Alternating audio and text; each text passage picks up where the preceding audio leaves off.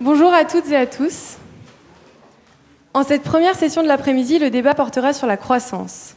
Alors qu'en janvier, à quelques mois des élections présidentielles, on annonce qu'en 2016, le PIB français n'augmente que de 1,1%, taux inférieur aux prévisions de 1,4% émises par le gouvernement, les candidats s'en emparent comme d'une promesse et en font la pierre angulaire des débats. Elle serait en effet synonyme d'enrichissement global. Cependant, la croissance mesurée classiquement par l'augmentation du PIB doit-elle être une fin ? Elle ne mesure en effet en rien le bien-être d'une population, ni ses conséquences sur l'environnement, et nécessite d'être éclairée à l'aide d'autres indicateurs tout aussi partiels eux aussi. D'autre part, alors que le rapport Meadows, publié en 1972, au crépuscule des Trente Glorieuses, employait l'expression fétichisme de la croissance pour attirer l'attention sur les dangers d'une croissance effrénée, il semblerait qu'aujourd'hui, alors que les conséquences, notamment environnementales, d'un certain modèle de croissance sont toujours observables, les cycles qui donnaient lieu à de telles périodes d'expansion soient davantage atténués. On évoque en effet une stagnation séculaire, qui ne serait cependant pas une fatalité, mais qui, pour citer l'un de nos invités, Michel Aglietta, nécessiterait pour en sortir de recourir à des révisions déchirantes sur la gouvernance du capitalisme durant ces 30 dernières années.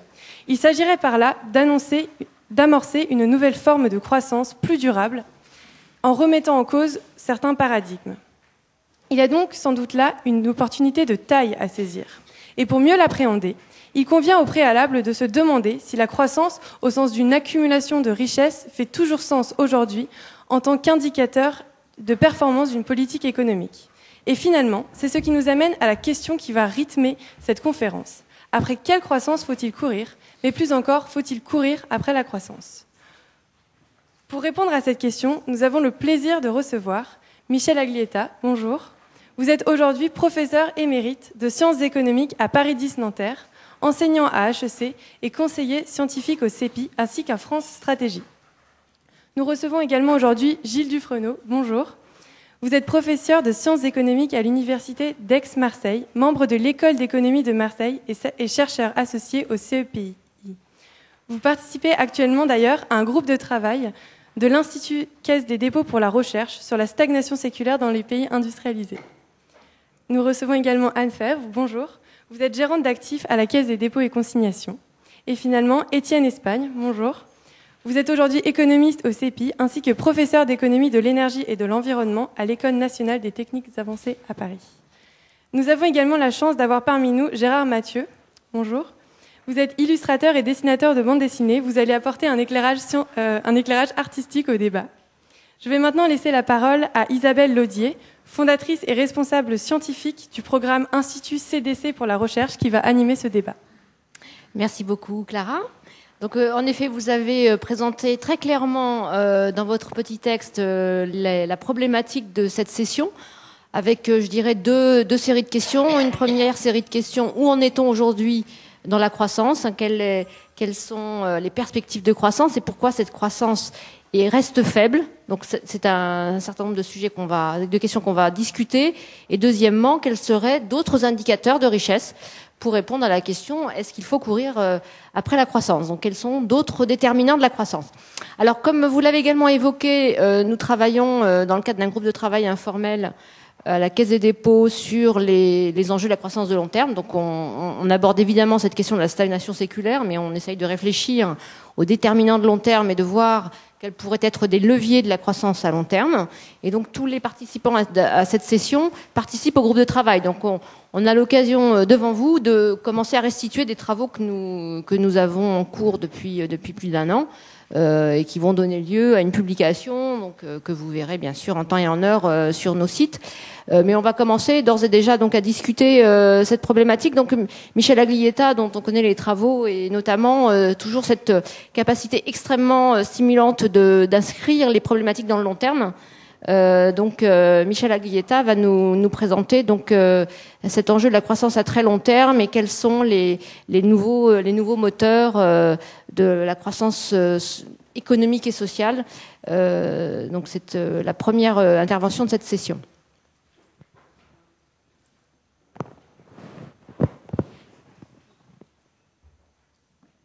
Bonjour tout le monde. Je pense que peut-être qu'il y en avait parmi vous qui étaient là déjà ce matin. On était sur l'Europe, là on va être sur le monde. Et donc, dans cette premier exposé, je voudrais poser la question qui est, est-ce que tout le monde ou pas bénéficie de la croissance dans le monde? Est-ce que le capitalisme, qui est une force de mouvement formidable, il ne s'autorégule pas tout seul?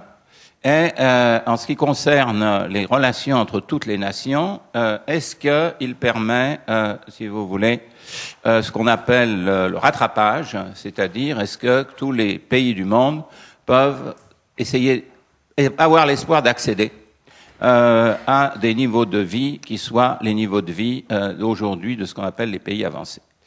Alors, et donc, commençons par l'histoire, disons, du XXe siècle essentiellement, hein, mais un peu plus quand même avant. L'histoire, c'est vraiment essentiel, hein, pour étudier des phénomènes aussi lourds que les questions de croissance économique.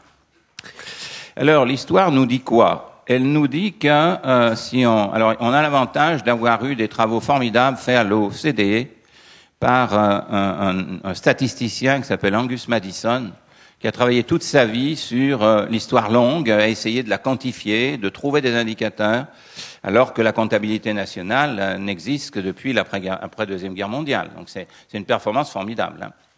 Mais en tout cas, il nous donne des chiffres que l'on n'avait pas avant lui.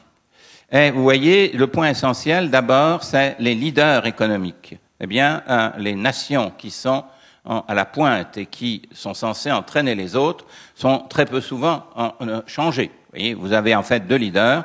Le Royaume-Uni, après la première révolution industrielle, qui a été celle du Royaume-Uni, et donc la période 1820-1890 commence à 1820 parce que c'est là qu'on a les chiffres qui ont, si vous voulez, un peu plus de poids que ce qu'il y a avant. Et puis les États-Unis. Hein, les États-Unis, ils ont, ça dépend de ce qu'on regarde, mais en ce qui concerne la plénitude de la domination américaine, c'est après la Deuxième Guerre mondiale. Et le point intéressant, c'est il y a des pays qui sont capables de surgir et de s'imposer parmi les grandes puissances. Et ça a été essentiellement l'Allemagne et le Japon à peu près à la même époque. C'est ça qui est intéressant, c'est-à-dire autour de 1870. Alors, on peut identifier les grands facteurs stratégiques de la croissance pour le monde entier. Il faut avoir ça pour pouvoir, si vous voulez, aller dans le sens d'un progrès. Le stock de capital. Il faut être capable d'investir, d'accumuler d'une manière suffisamment régulière. Vous voyez que pour ce qui concerne les pays qui ont été les meilleurs, hein, je veux dire qui sont arrivés au niveau du leader, entre 1820 et 2000, vous avez une multiplication par 16 du stock de capital. Les pays qui rattrapent vont plus vite. Le Japon et aussi l'Allemagne ont une multiplication à peu près pareille, mais sur une période qui est 50 ans de moins, de 1870 jusqu'à après cette révolution jusqu'à vers 1950, etc. Alors quels sont les facteurs stratégiques? Donc le stock de capital, la progression du capital humain, qu'on appelle capital humain, c'est-à-dire c'est mesuré de manière assez fruste par les années de formation. Hein, le fait d'aller de faire rentrer à l'école une masse de plus en plus importante de la population est absolument crucial pour la croissance. Et on verra, c'est pas compté en termes de capital dans les statistiques et dans les comptabilités d'entreprise. Et puis le commerce extérieur. À l'encontre de ceux qui prônent le protectionnisme, le développement du commerce extérieur est totalement fondamental. Voilà. Alors, si vous voyez, si vous regardez ici les choses intéressantes qui sont, qu'est-ce qui se passe au XXe siècle? Vous voyez, vraiment tout le XXe siècle, hein, de 1900 à 2000. Et le point intéressant, c'est ça. C'est pas le niveau du PIB qui compte, parce que là, vous avez des différences de population énormes, évidemment, là, avec la Chine, avec c'est 1,4 milliard de gens, etc. C'est le PIB par habitant, hein, le meilleur indicateur que l'on peut utiliser à partir du produit intérieur brut. Eh ben, vous voyez que ce PIB par habitant, vous trouvez des choses tout à fait intéressantes. La première, c'est par exemple que la Chine et l'Inde sont en 1950 beaucoup plus pauvres que l'Afrique, que l'Amérique latine est très au-dessus du Japon, hein, et que dans la deuxième partie du siècle, vous avez quelque chose de tout à fait fondamental, qui est le décollage de l'Asie. Et c'est l'Asie qui s'impose véritablement comme le continent qui va, rattraper rattraper les niveaux de progression mesurés comme ça, par PIB par habitant. Alors qu'au contraire, l'Afrique et surtout à partir de la fin du siècle passé, les 10 dernières années ou même les 20 dernières années, vous avez l'Amérique latine et l'Afrique qui sont des pays qui stagnent véritablement et donc qui reculent en termes de rattrapage. Donc le rattrapage est conditionnel, c'est ça qu'il faut avoir en tête. Il n'est pas assuré comme un processus général qui résulterait du capitalisme lui-même. Il n'y a pas cette propriété-là. Il y faut des forces politiques considérables dans les pays capables de pousser les politiques de développement. Alors, le point intéressant, c'est qu'il s'est passé des choses très intéressantes là. Là, on prend encore une vision plus longue, beaucoup plus longue, c'est comment mesurer cette convergence conditionnelle.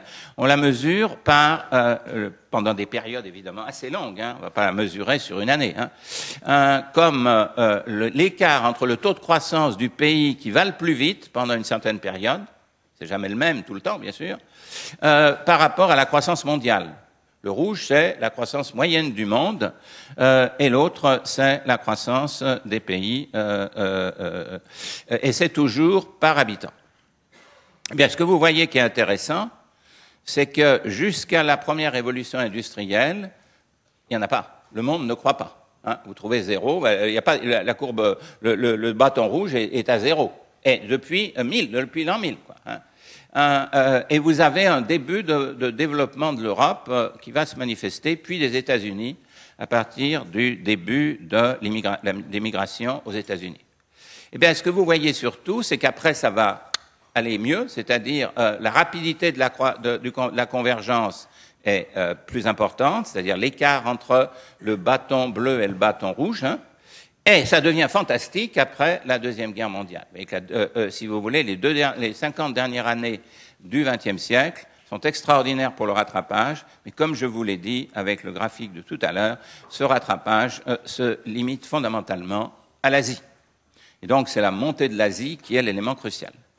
Et donc là, je veux pas, mais c'est d'autant plus fantastique que pendant la première partie du siècle, la Chine notamment, la Corée, hein, ces pays-là sont littéralement, si vous voulez, dépecés par l'Occident, puis ensuite par le Japon, sont en permanence dans des guerres, à la fois civiles et étrangères, et donc ont un niveau de vie qui baisse de manière absolue. Et donc le retour, à partir du moment où des régimes politiques de développement sont mis en place dans ces pays, à partir des années 1950, est véritablement fantastique. Au contraire, l'Afrique n'a pas pu faire cela jusqu'ici. Elle a toujours été, au XXe siècle, dans l'étau d'un colonialisme, puis d'un néocolonialisme, etc. Et les ressorts en termes d'éducation, en termes de santé, en termes de tout ce qui est nécessaire pour pouvoir jeter les bases d'un processus de croissance, n'ont jamais pris d'une manière générale. Il y a eu quelques pays qui ont réussi un certain nombre de choses, mais d'une manière générale, pas dans l'Afrique dans son ensemble. Donc, ça indique ce qui est nécessaire, c'est que la croissance, c'est un processus essentiellement d'interaction du politique et de l'économique, dans lequel le politique joue un rôle vraiment fondamental. Alors, ensuite, ce que je voudrais, c'est montrer ce qui se passe dans les pays avancés ici. Vous voyez que dans les pays avancés, nous avons connu aussi notre âge d'or. Hein.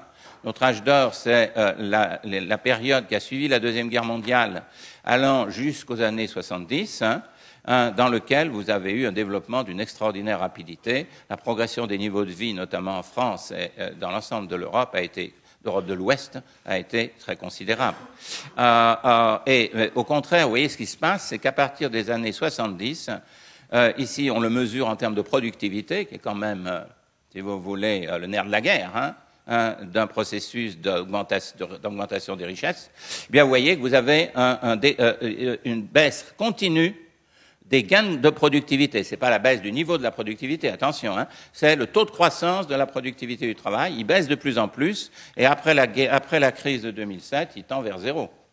Et donc, il y a quand même un changement important. C'est que le régime de croissance qui a suivi la crise inflationniste des années 70, qui commence dans les années 80 avec la globalisation financière et la libéralisation financière, du point de vue des caractéristiques de croissance, il est extrêmement inférieur en termes de performance au régime, si vous voulez, qui l'a précédé après la Deuxième Guerre mondiale, car ce n'est pas seulement la reconstruction de l'après-guerre. Le régime va à peu près jusque vers les années 1973-1974.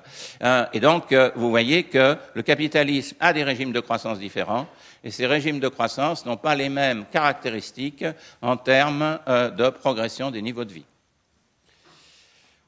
Et vous le voyez, la confirmation, elle est ici. Ici, c'est quand même très spectaculaire. Vous voyez que vous avez deux éléments, c'est-à-dire les deux côtés opposés de la répartition, de la structure sociale. Vous avez ici, sur le graphique de gauche, la progression du revenu réel par personne, de la population qui sont les 20% les plus pauvres. Et vous voyez que tout se progresse très fortement pendant ce qu'on a appelé le Fordisme, pendant cette grande phase de croissance de l'après-guerre. Et ça casse d'un coup. Vous voyez que c'est pas quelque chose de progressif. Ça casse d'un coup et ça casse partout. C'est-à-dire à partir du début de la libéralisation financière et de la croissance financiarisée, globalisée, eh bien, zéro. C'est-à-dire en termes réels, les niveaux de vie par tête des populations les plus pauvres n'augmentent pas du tout sur près de 40 ans. Au contraire, vous voyez que ce qui va se développer, c'est évidemment la croissance des revenus des 1% les plus riches. Donc vous avez ce processus d'écartèlement interne, en même temps que vous avez le blocage de certaines régions du monde en ce qui concerne le niveau, le rattrapage international. Alors, je vais très vite sur cette partie-là, parce qu'on n'a pas beaucoup de temps et que j'ai besoin un peu de temps sur quelque chose de plus important, si j'ose dire. Il y a eu de bons travaux par l'OCDE, qui s'appelle Shifting Wealth, qui a l'idée il faut laisser tomber Nord-Sud. Ça n'a plus aucun sens, Nord-Sud. En revanche, on peut distinguer 4 groupes de pays. Les pays, il appelle là opulents, c'est-à-dire les pays les plus avancés, pays occidentaux et Japon. Les pays dits convergents, c'est ceux qui progressent bien. Alors, pour pouvoir progresser, pour rattraper vraiment, il faut que son revenu progresse 2 fois plus vite que le niveau du revenu des pays avancés et en longue période. C'est ça la difficulté. La difficulté, c'est la stabilité d'un processus de croissance rapide dans le temps. Alors que les pays précaires, c'est ceux qui, comme les pays d'Amérique latine, ont des bouffées de croissance, puis ça retombe, etc. Et à ce moment-là, ils n'arrivent pas vraiment à sortir. Et quant aux pays pauvres, ils n'ont pas commencé, comme je vous l'ai dit, tout l'Afrique, comme beaucoup de pays africains, le début de leur décollage. Le monde est de plus en plus interdépendant, ça on le sait, je vais passer très vite là-dessus. Juste ça pour voir un peu ce qui sont les projections. Vous voyez que là, on a composé une projection sur 2050 avec des données CEPI, avec des données bancaires et avec McKinsey, c'est-à-dire un ensemble de gens qui sont vraiment pas en rapport les uns avec les autres directement. Si vous voulez quand même ça vous dit quelque chose de très important. L'Occident dans son ensemble, Amérique du Nord plus Europe, en 1990, c'est pas très vieux, faisait à peu près 50% du PIB mondial, mesuré en parité de pouvoir d'achat, c'est-à-dire avec une indication de mesure qui permette de comparer des niveaux de vie, et ils n'en feront plus que moins de 20% en 2050. Et donc, le monde qui vient, c'est un monde asiatique, puisque vous voyez ce qu'on appelle l'Asie convergente, elle aura en 2050 quelque chose qui va entre 40 et 45% du PIB mondial. Mais cette hypothèse, c'est une hypothèse parce que l'Asie pourra aller plus vite en proportion, parce que nous faisons l'hypothèse que l'Afrique finira par décoller, ce que vous voyez dans le cadre dans la deuxième, l'avant-dernière ligne, de 7 à 12% en 2030 et 2050. Prenez ça, si vous voulez, comme quelque chose qui est uniquement des hypothèses pour donner des ordres de grandeur. Mais le fait que le monde sera asiatique est certainement quelque chose qui peut être tenu comme une donnée assez solide. Donc là, je vais passer là-dessus pour aller tout de suite à ce problème. Croissance inclusive et soutenable, c'est autre chose que la croissance en général. Car on peut avoir une croissance qui est destructrice de l'environnement, mais qui est, comme on l'a vu tout à l'heure, sur les pays occidentaux, une croissance de discrimination, une croissance d'inégalité et même d'explosion d'inégalité. Dans une telle croissance, on ne peut pas dire que l'on a du welfare social, c'est-à-dire d'un bien-être pour la population dans son ensemble. Donc l'idée, c'est d'aller au-delà de la notion de croissance du produit intérieur brut, mais d'essayer de tenter de mesurer une notion de bien-être global. Et ça, c'est des travaux qui sont aujourd'hui pionniers, mais sont essentiellement faits par les Nations Unies. Et donc, pour cela, il faut avoir une autre philosophie de ce qu'est l'économie. Et c'est son lien non seulement avec le politique, mais son lien avec la société dans son ensemble. Et donc, ça veut dire qu'il faut des formes de capital. Le capital, ça reste ce qui permet de faire du produit, c'est-à-dire ce qui permet de faire, si vous voulez, du bien-être. Mais c'est une notion de capital beaucoup plus large que la notion de capital privé que les firmes considèrent uniquement comme capital. Et donc, cette idée-là, il faut développer une comptabilité nouvelle, qui est une comptabilité dite du capital social ou du patrimoine de la société dans son ensemble. Et donc, mesurer toutes les formes de la richesse et aussi les amputations de richesse. C'est-à-dire qu'un pays qui développe énormément si vous voulez, une croissance marchande, matérielle, mais qui détruit son environnement, dans une mesure beaucoup plus complète du welfare, le négatif doit être compté, et pas seulement le positif d'avoir développé des biens marchands. D'accord ? Or, ce n'est évidemment pas le cas à travers le produit intérieur brut. Donc, il y a ce genre de choses. Il faut pouvoir mesurer toutes les formes de la richesse, y compris celles qui s'épuisent, et donc il faut évidemment investir pour éviter que celles qui s'épuisent continuent à s'épuiser. Il faut évidemment définir à ce moment-là une notion de croissance soutenable et inclusive. C'est cette notion-là qui est très importante. Alors pour le faire, voici l'idée.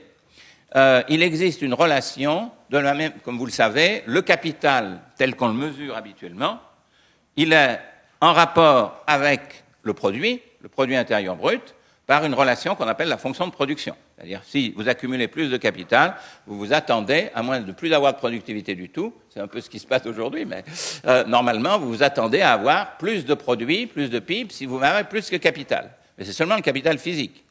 Est-ce que l'on peut généraliser cette idée-là? C'est-à-dire, avec une notion beaucoup plus large du capital, et de l'autre côté, non pas le PIB, mais ce qu'on pourra appeler le bien-être social. Est-ce qu'il existe, et possibilité qu'il existe une relation entre capital généralisé, capital social et bien-être social? Et à ce moment-là, vous rentrez dans un univers différent, qui est celui, en effet, de la croissance inclusive. Et alors, le bien-être social, vous voyez, bon, le bien-être social, il n'y a aucun problème pour la plupart des gens, c'est la consommation privée. Dans l'économie, c'est la consommation privée. On compte rien de plus sur le plan de la comptabilité, puisque le PIB, il va être donné la consommation. Et là, il ne veut pas ça. Il faut penser aux services publics, qui sont considérés comme un coût pour la société dans la conception économique standard. Vous payez des impôts, et les services publics, on ne vous dit pas que ceci est un élément crucial de votre bien-être. Or, c'est évidemment décisif. Les services de l'environnement, c'est évidemment très important. On en voit aujourd'hui la dégradation avec les effets de la pollution et le malaise que peut entraîner la pollution dans les périodes de pointe de pollution, etc. Et bien ça, pourquoi ne le comptons pas de manière négative? Il le faut absolument. Et donc le bien-être social, c'est quelque chose qui englobe ça. On ne peut pas le mesurer pour l'instant de manière quantitative directement, mais on sait quelque chose, c'est le lien qu'elle a avec la richesse. Et donc, du fait du lien avec la richesse, eh bien, on va dire la chose suivante. Si la richesse sociale d'un pays, c'est-à-dire l'accumulation du capital sous toutes ses formes, ne baisse pas dans le temps, ça veut dire qu'on va vers une soutenabilité. Et donc, vous voyez, ça veut dire que le capital productif tel qu'on le connaît, qui est mesuré par la comptabilité nationale, il faut lui ajouter le capital dit intangible, c'est-à-dire les compétences des individus, mais aussi des infrastructures institutionnelles. Il y a des pays qui ont des institutions qui marchent beaucoup mieux que d'autres. Et ça rentre dans la détermination du bien-être. Et puis, évidemment, tout ce qui concerne l'environnement, les espaces protégés, etc. Et donc, le lien, s'il est là, il y a soutenabilité forte si le capital continue à augmenter. Le capital exprimé comme ça s'accroît dans le temps, et à ce moment-là, vous avez toutes les chances d'avoir une amélioration du bien-être sous toutes ses formes. Ce qui a été fait, c'est très intéressant. C'est que les Nations Unies ont commencé à travailler là-dessus. Le gros problème que nous avons, c'est que pour l'instant, les comptabilités nationales ne veulent pas s'engager dans cette logique-là. On va avoir besoin, pour que cette logique-là s'impose, que les comptabilités nationales, si vous voulez, s'y mettent des différents pays. Ce que font les Nations Unies, c'est quelque chose d'exploratoire, évidemment. Mais vous voyez qu'on peut mesurer par conséquent un indicateur de progression du bien-être à travers ce que je vous ai dit sur la progression du capital social. Et l'idée, c'est de dire, prenons une période suffisamment longue pour que ça ait un sens. Là, vous voyez, on prend 1980, les Nations Unies, là je vous donne cette table qui résulte du rapport le plus récent des Nations Unies.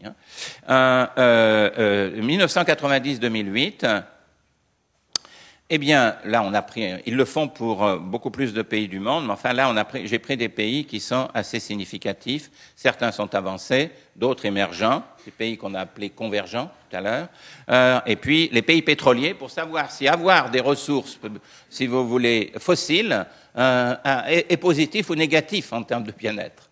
Eh bien, le point intéressant, c'est là. Là, on prend le PIB par habitant tel qu'on le mesure dans la comptabilité nationale. De l'autre côté, vous avez cet indicateur qui s'appelle Inclusive Wealth Index, c'est-à-dire un indicateur de richesse inclusive, qui utilise, si vous voulez, la mesure généralisée du capital dont j'ai parlé. Eh bien, vous voyez ce qui est très intéressant dans ce qui se passe. Prenez d'abord les pays avancés. Vous voyez que les pays qui sont les plus, si vous voulez, en croissance, d'après la mesure traditionnelle du PIB par habitant, c'est-à-dire les États-Unis et le Royaume-Uni, sont ceux qui sont le plus en retard dans la mesure de la richesse inclusive. Et c'est pas par hasard. Quand si vous voulez, l'état de la santé aux États-Unis, avec quelque chose d'incroyable pour un pays avancé, depuis quelque temps, le niveau, l'espérance de vie commence à baisser légèrement aux États-Unis. C'est-à-dire qu'ils sont, d'une certaine manière, dans des conditions de pays du tiers-monde.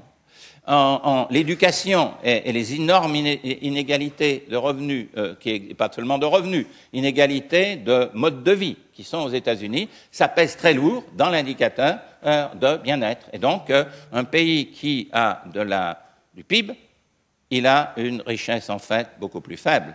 Alors, le plus aberrant, évidemment, c'est que les salaires sont plus élevés aux États-Unis et ils sont comptés comme un élément de richesse, comme un élément de progression. Or, on sait pourquoi ils sont plus élevés. Ils sont essentiellement plus élevés pour payer les compagnies d'assurance par rapport au coût invraisemblable qu'a aux États-Unis la santé. Donc, vous voyez, pourquoi quelque chose est positif dans une certaine mesure étriquée, elle est négative dans une mesure large. Vous trouvez la même chose au Royaume-Uni pour à la fois les inégalités et pour le fait qu'elle a gaspillé véritablement en la ressource qu'elle avait dans le sous-sol, qui était la ressource pétrolière. La France et l'Allemagne vont mieux. En effet, nous avons gardé un système de santé décent et nous allons à peu près bien. Alors, dans les pays émergents, le truc intéressant, vous voyez, c'est, comme je vous l'avais dit, les pays qui n'arrivent pas à converger sont en fait des pays dont la progression du bien-être est beaucoup plus faible que la progression du PIB par habitant. C'est le cas du Brésil, l'Afrique du Sud, elle, étant non soutenable, puisque c'est moins quelque chose. Si j'avais mis la Turquie, ça serait la même chose. Alors, le point intéressant, c'est la Chine. Vous voyez, la Chine, évidemment, a une croissance du PIB par habitant fantastique pendant toute la période considérée là, avant la crise. Mais le point intéressant, c'est l'écart qu'il y a entre le 9,6% de croissance par an et le 2,1% du bien-être. Enfin, elle croît quand même, elle a un bien-être qui augmente mieux que les autres. Mais malgré tout, elle a des coûts sociaux, d'énormes gaspillages fantastiques en même temps. Pourquoi ça augmente bien plus que les autres quand même? C'est que la Chine a arraché à la pauvreté absolue 400 millions de gens. Et évidemment, ceci est positif en termes de bien-être. En revanche, la détérioration de l'environnement et les énormes inégalités qu'a entraîné cette croissance jouent négativement. Et voyez comment ceci donne finalement un indicateur beaucoup plus faible que ce qu'on croit être sa croissance. Voilà. Le point intéressant, et je termine là-dessus, c'est que les pays pétroliers, quels qu'ils soient, sauf je ne parle pas de la Norvège, mais les pays pétroliers qui sont des pays émergents, ne sont pas soutenables. Hein. C'est-à-dire que c'est si vous voulez, ce qu'on avait appelé la maladie hollandaise. Hein. C'est-à-dire, c'est véritablement très mauvais de posséder des ressources naturelles fossiles, parce qu'en effet, ces ressources naturelles fossiles vont être menacées, si vous voulez, de ne pas pouvoir être exploitées. Et d'autre part, ceci entraîne essentiellement une économie de rente, donc une société de rente, donc un pouvoir qui est un pouvoir qui n'est pas développeur et qui ne développe pas les logiques dont je vous ai parlé au début.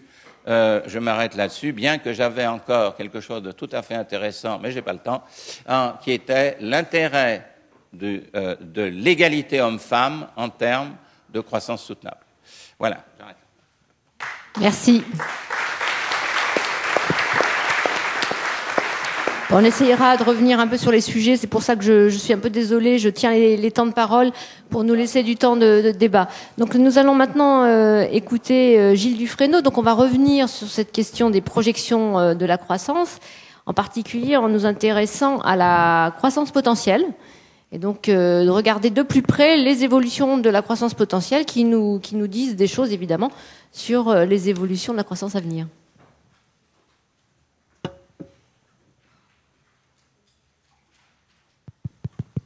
Oui, merci Isabelle. Donc à la suite de Michel, comme l'a dit Isabelle Laudier, on va essayer de réfléchir à cette question. Est-ce que les périodes de croissance économique élevée sont terminées ou pas, sont révolues ou non? Alors, une manière de poser la question, c'est peut-être de regarder ce tableau. Vous avez dans la dernière colonne le taux de croissance potentiel par tête, donc par habitant, qui était calculé donc après la crise de 2008 pour un certain nombre de pays, principalement les pays du G7. Et puis, vous avez en comparaison les taux de croissance, les mêmes taux de croissance potentiels pour les années qui précèdent. Que remarquons-nous sur ce tableau? Plusieurs choses. Premier élément, on a le sentiment que un certain nombre de pays ont passé la crise de 2008, c'est-à-dire qu'il y a eu cette crise, elle a entraîné une récession, elle a entraîné une baisse de la croissance potentielle, et puis ces pays sont repartis.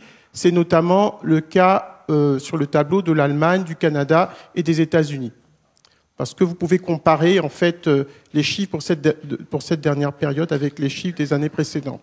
En revanche, on a le sentiment que pour un certain nombre d'autres pays, tout particulièrement les pays d'Europe, la France et l'Italie, les choses sont un peu différentes, puisque vous pouvez remarquez que le taux de croissance potentielle sur la dernière période se trouve en dessous de ce qu'il était en moyenne sur les deux périodes précédentes. Donc c'est le cas donc, pour la France, pour l'Italie, mais également, on peut le noter dans le cas du Royaume-Uni. Donc la question évidemment est intéressante de ce point de vue-là, c'est est-ce grave ou pas, et est-ce que c'est un phénomène temporaire ou est-ce que ça va se prolonger? Alors, la première des choses que l'on peut faire, c'est de regarder sur plus longue période, c'est-à-dire que souvent vous avez des gens qui vous expliquent que, eh bien, la croissance économique, la croissance potentielle telle que nous l'observons aujourd'hui est relativement faible si on la compare à ce qui s'est passé historiquement. Donc, je vous ai mis ici, par exemple, vous voyez entre 1919, 1928, 1949, 1979. Vous voyez que dans la plupart des pays, les taux de croissance potentielle étaient élevés. Donc on pourrait se dire que ce qui se passe aujourd'hui, on a des raisons de s'en inquiéter. En réalité, ce qui se passe, c'est que ces taux de croissance potentielle, ils ont tendance à être élevés pendant les périodes de rattrapage. 1919, c'est donc la suite de la Première Guerre, et puis 1949, la suite de la Seconde Guerre. Donc, en règle générale, il faut faire attention parce que la croissance potentielle n'est pas la même selon qu'on est en période de paix ou qu'on est dans une situation où la guerre d'après-guerre et où on va retrouver des taux de croissance importants. Alors, la question qu'on va se poser maintenant, c'est comment est-ce que l'on peut expliquer cette faiblesse des taux de croissance potentielle dans un certain nombre de pays? Et ce dont je souhaiterais discuter avec vous, donc je passe les slides qui sont moins intéressants, voilà, c'est deux points de vue en fait. Le point de vue de ceux qui disent, en fait, tout se passe du côté de l'offre, c'est-à-dire tout se passe du côté des entreprises. Et puis, on verra que là, il y a deux points de vue qui discutent. Hein. Et puis ensuite, il y a un point de vue du côté plutôt de la demande agrégée, des gens plutôt de tradition keynésienne qui disent mais il se passe quelque chose d'un peu inquiétant, et je dirais quelques mots de ce qu'on appelle la stagnation séculaire. Donc, d'abord du côté des entreprises. Je reprends c'est le même schéma à peu près que celui qu'avait présenté Michel Aguieta. Ça, c'est l'évolution de la productivité par tête. Donc, parce que en fait, dans un pays, dans les économies industrialisées, ce qui tire la croissance, c'est la productivité par tête et la productivité globale des facteurs. Alors, quand on regarde ces graphiques, ils nous enseignent deux choses. Supposons que le leader technologique, ce soit les États-Unis. Donc, c'est pas qu'une supposition, c'est que d'un point de vue technologique, les États-Unis ont souvent été le leader. Qu'est-ce qu'on remarque? Eh bien, ce que l'on remarque, c'est qu'il y a finalement deux périodes, sans remonter très loin. Pendant la période des 30 Glorieuses, donc les États-Unis figurent, c'est la courbe en noir, et puis vous avez ensuite le Japon, l'Union européenne, et puis le Royaume-Uni.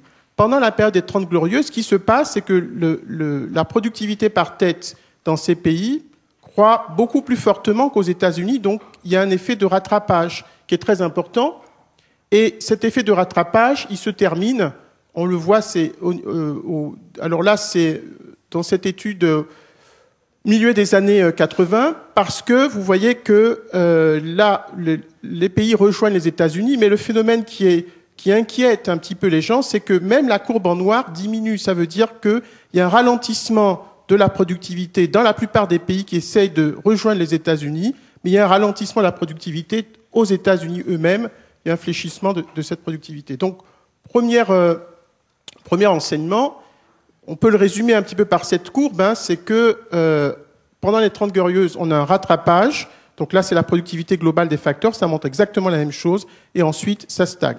Donc, vous avez des gens qui vous disent, voici le phénomène inquiétant, c'est que fondamentalement, les gains de productivité qui avaient été possibles pendant qu'avaient amené les deux grandes révolutions industrielles, ces gains de productivité-là étaient beaucoup plus élevés que les gains de productivité que l'on observe aujourd'hui.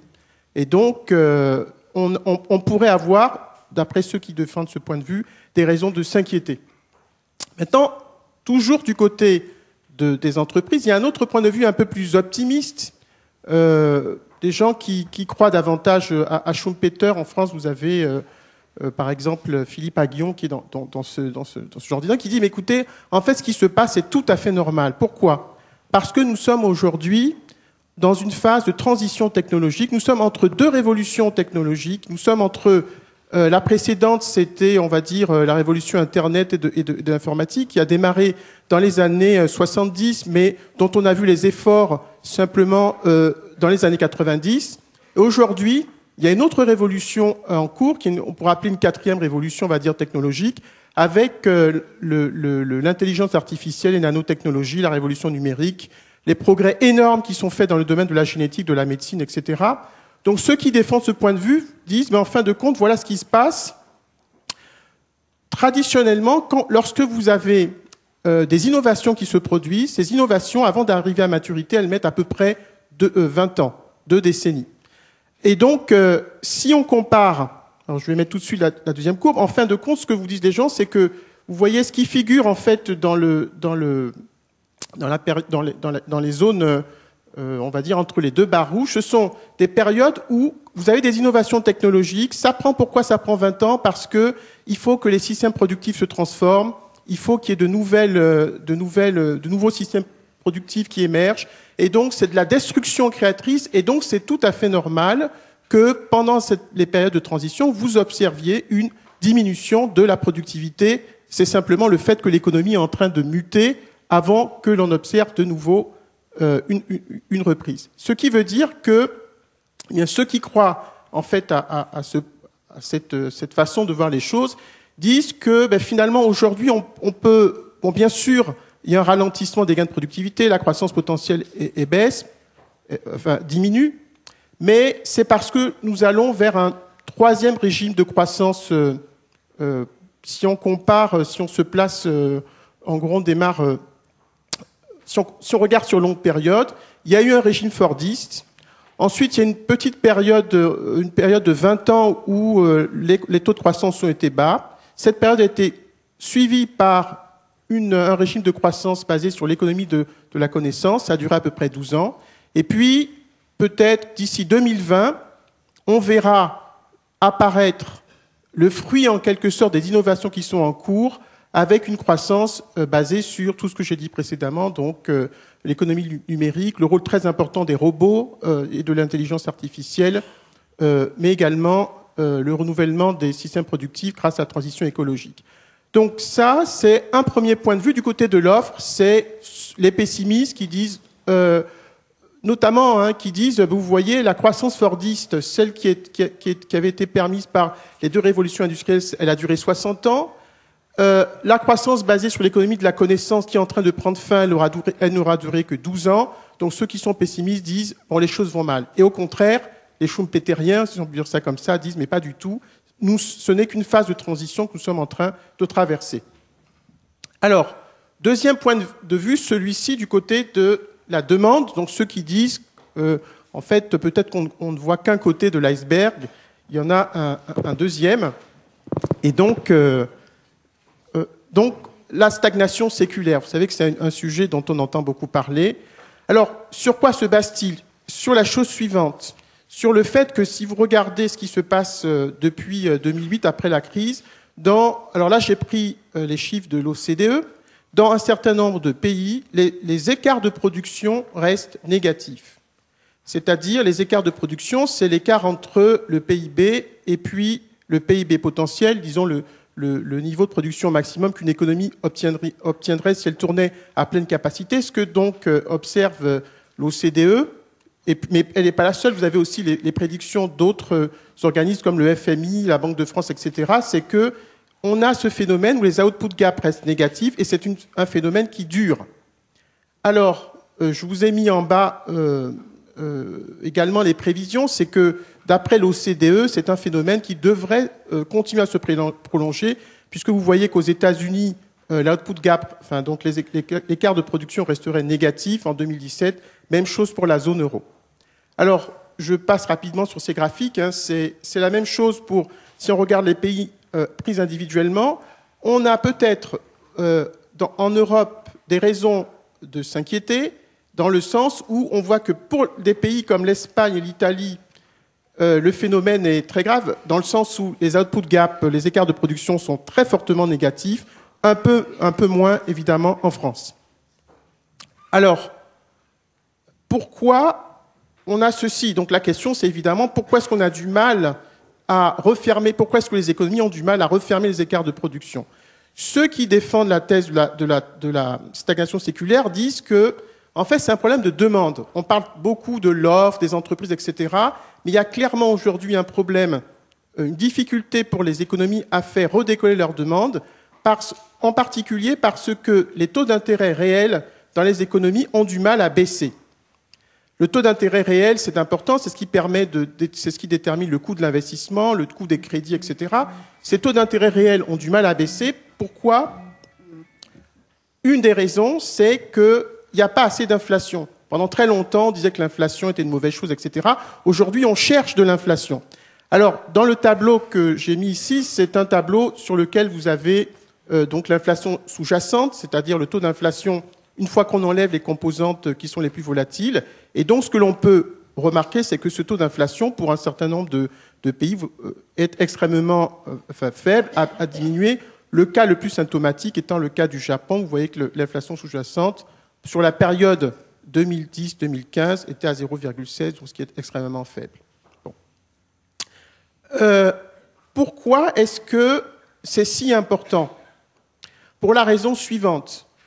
Donc, aujourd'hui, ceux qui défendent la thèse de la stagnation séculaire disent, bon, aujourd'hui, le problème, c'est qu'on est dans une situation où la demande est insuffisante. L'autre façon de voir les choses, c'est exactement la même chose, c'est de dire que si on compare l'épargne et l'investissement, on est dans une situation où l'épargne est excédentaire et est très élevée par rapport à l'investissement. Donc, si on souhaitait ramener l'épargne au niveau de l'investissement, ce qu'il faudrait, c'est que le taux d'intérêt réel baisse, d'accord? Donc, quel serait le niveau du taux d'intérêt pour lequel l'épargne serait égale à l'investissement?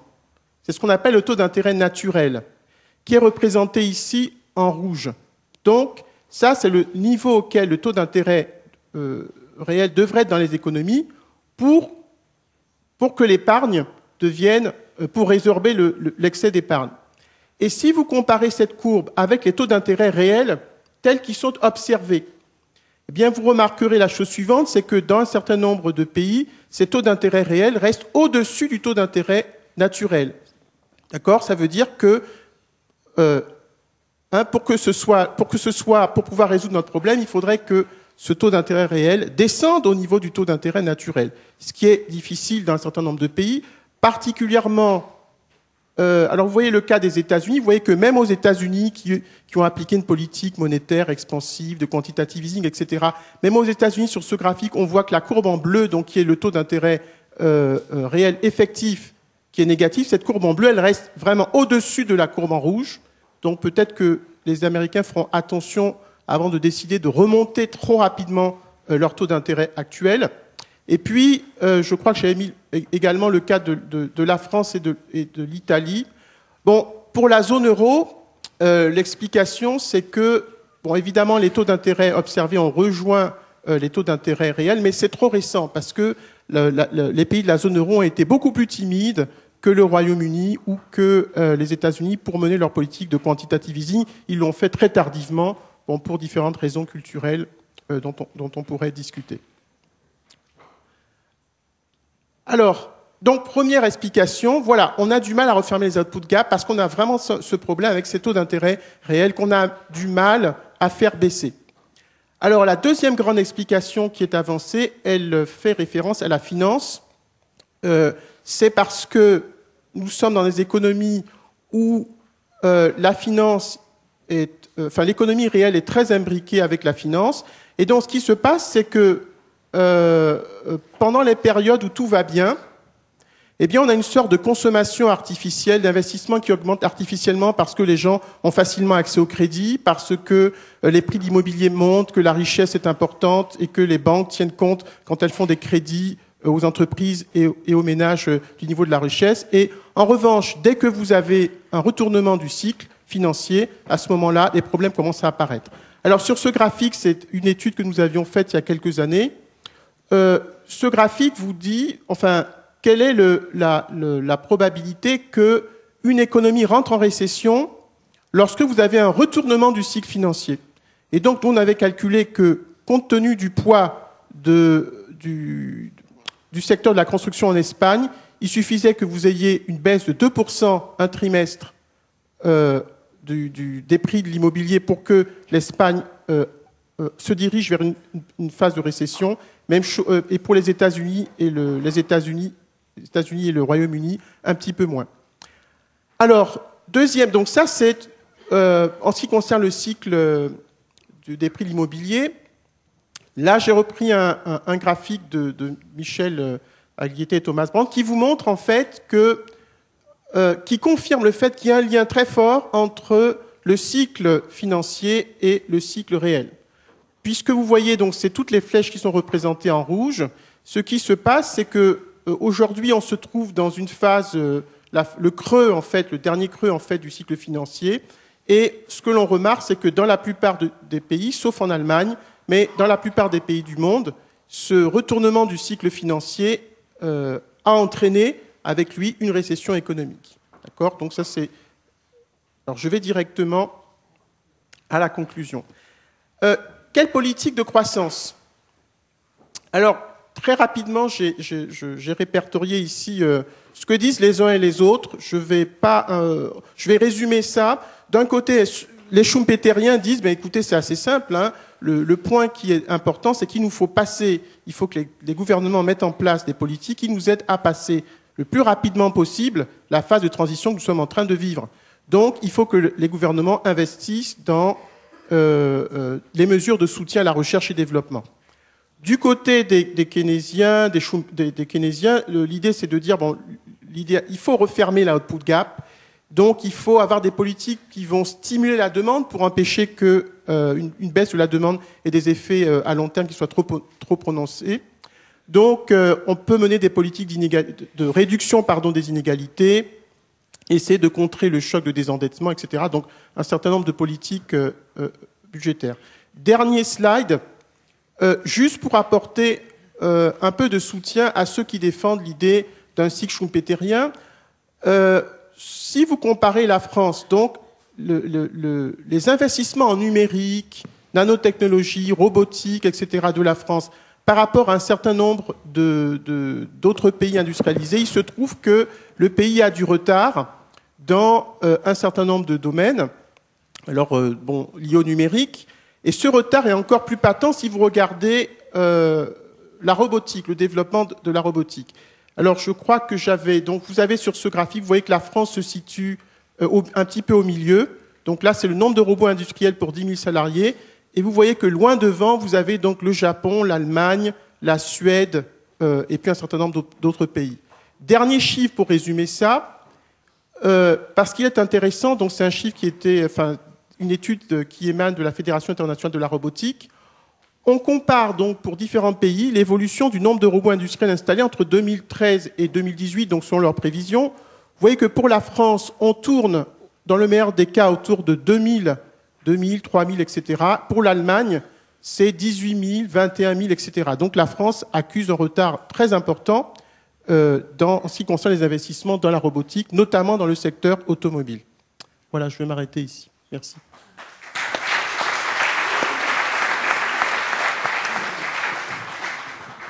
Merci beaucoup, Gilles Dufresneau. On va continuer sur notre sujet d'essayer de comprendre la faible croissance que nous vivons en ce moment, donc avec Anne Fèvre, donc économiste au service de gestion obligataire de la Caisse des dépôts. Donc Anne, on va s'intéresser cette fois-ci aux prix mondiaux et donc d'essayer d'analyser le lien entre les prix mondiaux et la croissance.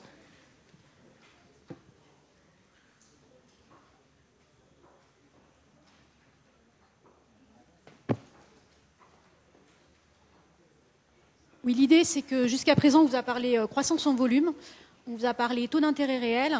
Derrière ces notions-là, il y a une notion qu'il ne faut pas oublier, c'est la notion d'inflation. Mine de rien, quand vous êtes un ménage, vous consommez votre revenu. Votre revenu, ce n'est pas du volume, c'est quelque chose de réel, c'est de la valeur. Quand vous êtes une entreprise, ce qui compte beaucoup, c'est votre chiffre d'affaires. Votre chiffre d'affaires, encore une fois, c'est ce que vous avez vendu fois le prix auquel vous l'avez vendu. Donc la notion d'inflation, c'est vraiment quelque chose d'assez fondamental, qu'on oublie assez souvent. Parce que finalement, on parle d'une croissance en volume. On parle de la croissance française, on vous dit 1,1%. Mais derrière ce 1,1%, c'est pas ça qui va faire les revenus de l'État, parce que derrière le revenu de l'État, c'est une TVA qui est encore une fois basée sur de la valeur. Et la grande question qu'on se pose aujourd'hui, c'est de savoir, est-ce que dans toute cette phase, que vous a montré Gilles aussi, on a une baisse des taux d'inflation, qu'est-ce qui reflète? Est-ce que c'est pas une manifestation aussi d'un ralentissement structurel de la croissance et donc de cette phase de stagnation séculaire? Pourquoi est-ce qu'on parle toujours d'inflation? On a toujours peur finalement de l'hyperinflation. L'hyperinflation, c'est ce qu'on a connu pendant les chocs pétroliers années 70. C'est par rapport à ça que se sont fondées les politiques monétaires. Et c'est pour ça que quelque part, on veut toujours une inflation faible. En même temps, on a besoin d'inflation. Pourquoi est-ce qu'on a besoin d'inflation? Il faut se dire qu'un ménage, s'il se dit que demain, ce qu'il va pouvoir consommer, ça va lui coûter moins cher, il va avoir tendance à attendre. En ne consommant pas aujourd'hui, on ne produit pas aujourd'hui, et on tombe en récession. Pareil pour une entreprise. On sent bien que pour une entreprise, si elle peut augmenter ses prix, elle va pouvoir payer différemment ses salariés, elle va pouvoir oser mettre des nouveaux produits sur le marché. Donc c'est important pour elle de se dire qu'elle peut aussi augmenter ses prix pour innover. Elle peut augmenter ses prix pour pouvoir investir. Donc devoir toujours finalement gagner des parts de marché par une réduction des prix, on sent bien qu'au bout du compte, on n'y arrive pas. Et enfin, dernière chose, quand vous vous endettez, si vous savez que demain, le coût de votre endettement va être inférieur, parce qu'il y aura de l'inflation, ça va être beaucoup plus facile pour vous de vous endetter. Donc c'est pour ça qu'il faut quand même un peu d'inflation dans nos économies, que c'est quelque chose d'assez fondamental. Qu'est-ce qu'on voit? Là, je vous ai remis en fait des niveaux d'inflation. Donc je vous ai pris 4 pays, les États-Unis, le Royaume-Uni, la France, l'Espagne. Les régimes d'inflation depuis 1960. Qu'est-ce qu'on voit? Effectivement, on a une phase d'hyperinflation des années 70. On a très peur d'y revenir. Aujourd'hui, on est dans une phase d'inflation très faible. Juste à titre, pour fixer quelques niveaux, on était à 1,6% en moyenne aux États-Unis et au Royaume-Uni entre 2011 et 2016, post-crise. C'est quelque chose effectivement d'assez limité. En France, on est à peine à 0,9%. Donc quand on vous dit une croissance en volume de 1, vous augmentez de 0,9 les prix, au final, vous êtes bien à moins de 2% en valeur sur la croissance globale. L'inflation est un petit peu plus élevée aux États-Unis, c'est vrai, mais finalement, quand vous regardez historiquement, on voit qu'on est sur des régimes d'inflation qui restent extrêmement faibles. Pourtant, les États-Unis, on a l'impression que c'est un pays qui est revenu en croissance, qui est bien sorti de la crise, et pourtant, ils ne font pas d'inflation. On sait qu'on crée de l'emploi aux États-Unis, il n'y a pas d'inflation. Pourquoi ? Aujourd'hui, sur les derniers mois, on vous a dit l'inflation en zone euro est revenue à 2%, la BCE va devoir faire autre chose. L'inflation à 2%, c'est juste un effet pétrole, juste un effet de base. Le fondamental de l'inflation en France, il est en dessous de 1%. Sur la zone euro, il est en dessous de 1%. Un pays comme l'Irlande, qui est pourtant sorti de récession, on est à peine à 0,3% d'inflation au mois de février, malgré un prix du pétrole. Donc il faut oublier cet aspect court terme, pétrole, un peu plus d'inflation à court terme. Fondamentalement, quand vous regardez, vous avez une inflation extrêmement basse. Au Royaume-Uni, pareil. Pourquoi il y a l'inflation ? C'est juste un effet change. Ils ont perdu leur monnaie s'est dépréciée de 18%. Moralité, ça fait de l'inflation, mais ce n'est pas une inflation structurelle, profonde, qui va permettre à l'entreprise d'augmenter ses prix et aux ménages d'avoir l'impression d'avoir du revenu. Plus important, quand vous regardez au niveau mondial, vous voyez qu'en fait, on a une sorte de convergence des niveaux d'inflation vers le bas. Là, je vous ai remis les grandes zones. Donc en noir, vous avez le G7. En bleu, vous avez l'Asie. L'économie devient l'Asie.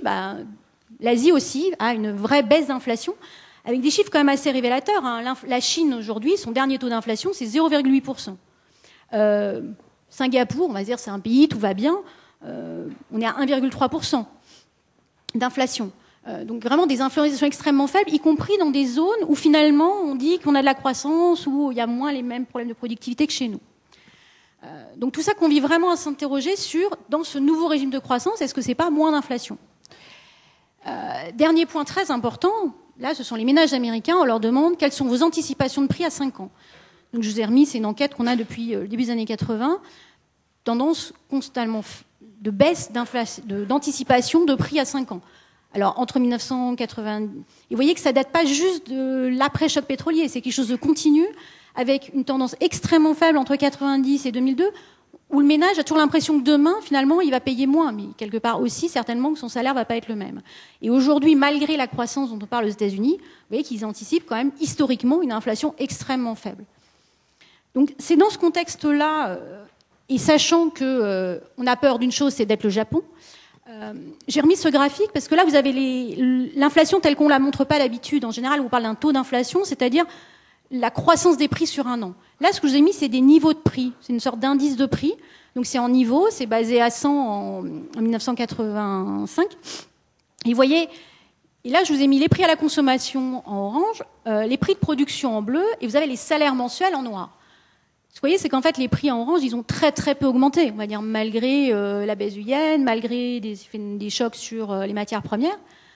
En bleu, vous avez les prix de production, qui aujourd'hui sont 20% en dessous de ce qu'ils étaient au milieu des années 80. Et les salaires, ils ont clairement baissé, en fait, entre 1995 et aujourd'hui. Donc on est dans une tendance où ce sont les prix en niveau qui baissent. Ce n'est pas le taux d'inflation qui a baissé, c'est vraiment les prix qui structurellement baissent. Ce qui veut dire que pour votre entreprise, si elle a vendu la même quantité, à la fin, elle aura un chiffre d'affaires inférieur. Et c'est bien ça dont on a peur aujourd'hui, c'est de tomber dans cette espèce de spirale négative où demain, votre ménage il va pouvoir consommer moins et votre entreprise avoir un chiffre d'affaires inférieur.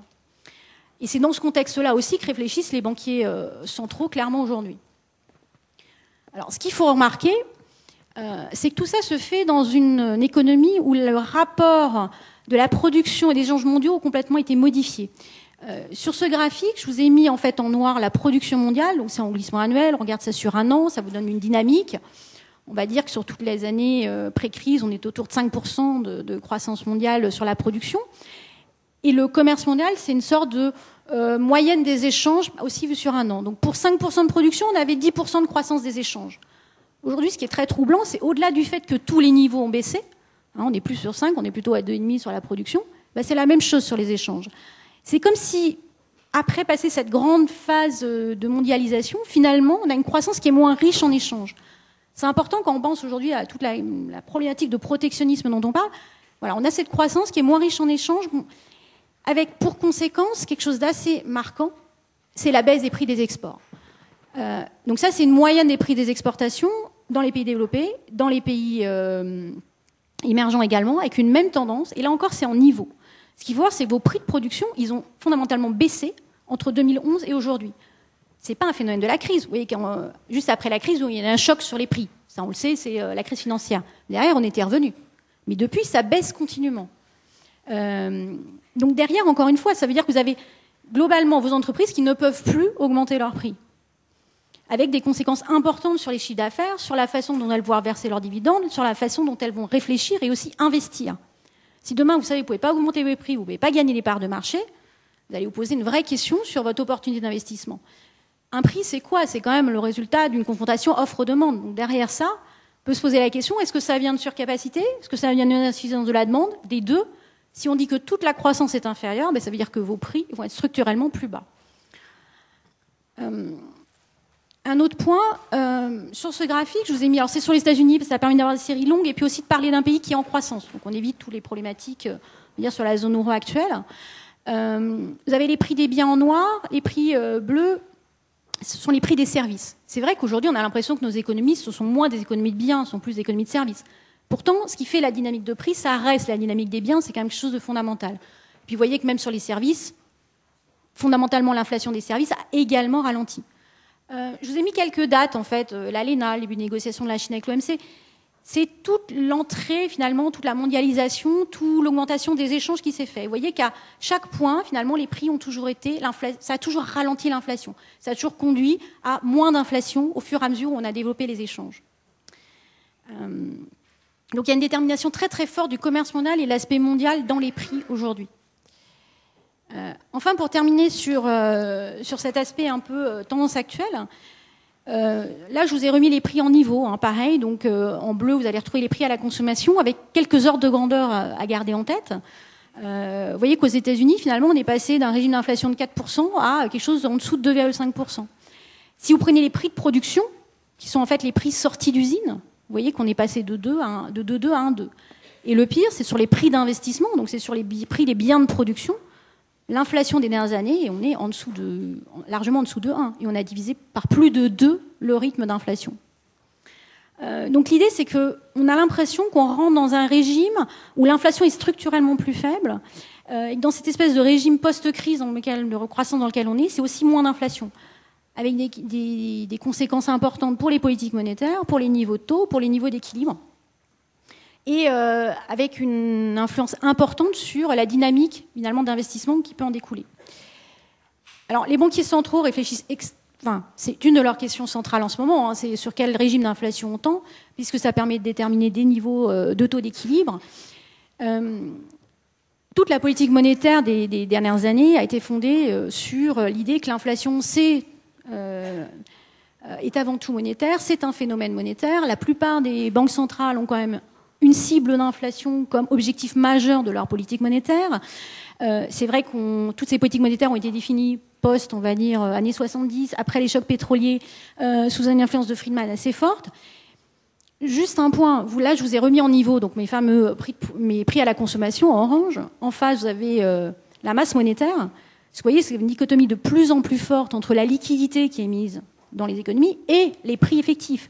La transmission entre la sphère financière et la sphère réelle en termes de prix, ça ne fonctionne pas. La liquidité ne crée pas l'inflation telle qu'on l'a crue. Ce qui veut dire que toutes les politiques quantitatives qu'on a mises en place ces dernières années n'ont pas créé l'inflation des biens. Alors il y a eu un peu d'inflation d'actifs, c'est pour ça que je vous ai repris les prix immobiliers. Si vous mettez des prix obligataires ou des prix actions, vous ne trouvez aucune relation cohérente. Mais là aussi, ça s'est interrompu. La relation, elle me semble avoir bien fonctionné jusqu'en 2004-2005 aux États-Unis, mais plus du tout ensuite. Si vous prenez un cas comme le Japon, qui a fait une politique quantitative depuis bien plus longtemps, c'est encore pire. Là, je vous ai remis donc mes prix à la consommation orange, qui stagnent, comme je vous l'ai montré précédemment. Vous avez la masse monétaire japonaise qui a totalement explosé, et en face, en bleu, vous avez les prix de terrain. J'ai repris pareil les prix immobiliers. Vous voyez que les prix immobiliers ont baissé, alors même que la liquidité n'a pas cessé d'augmenter. Donc on a une relation inflation-liquidité qui est totalement distendue. L'inflation n'est plus la conséquence d'une liquidité mise sur le marché. Autre point, puisque c'est quand même un des enjeux centraux quand les banquiers centraux réfléchissent, quand les économistes réfléchissent, c'est de dire il y a une relation stable entre inflation et salaire. Ce qui est sûr, c'est que si vous n'avez pas de salaire, vous ne pourrez pas avoir d'inflation, de fait. Mais si vous regardez la relation sur très long terme entre l'inflation sous-jacente aux États-Unis, ce que vous avez en noir, et les salaires en bleu, vous voyez que jusqu'au milieu des années 90, la relation, elle est positive, elle semble fonctionner assez bien. Effectivement, vous avez, quand il y a du salaire, il y a des prix, quand il y a des prix, il y a des salaires, tout ça fonctionne bien. Depuis le milieu des années 90, cette relation s'est totalement distendue. Si vous vous souvenez des graphiques que je vous ai montrés précédemment sur le commerce mondial, vous voyez que ça vient en même temps de cette phase. On a changé les modalités entre production et importation et que le commerce mondial s'est développé. Donc oui, aujourd'hui, vous avez une inflation beaucoup plus faible et même si vous avez des salaires, vous avez très peu d'inflation. Donc on a changé complètement la relation finalement entre prix et salaire. Donc on voit bien que c'est plus le déterminant principal des prix.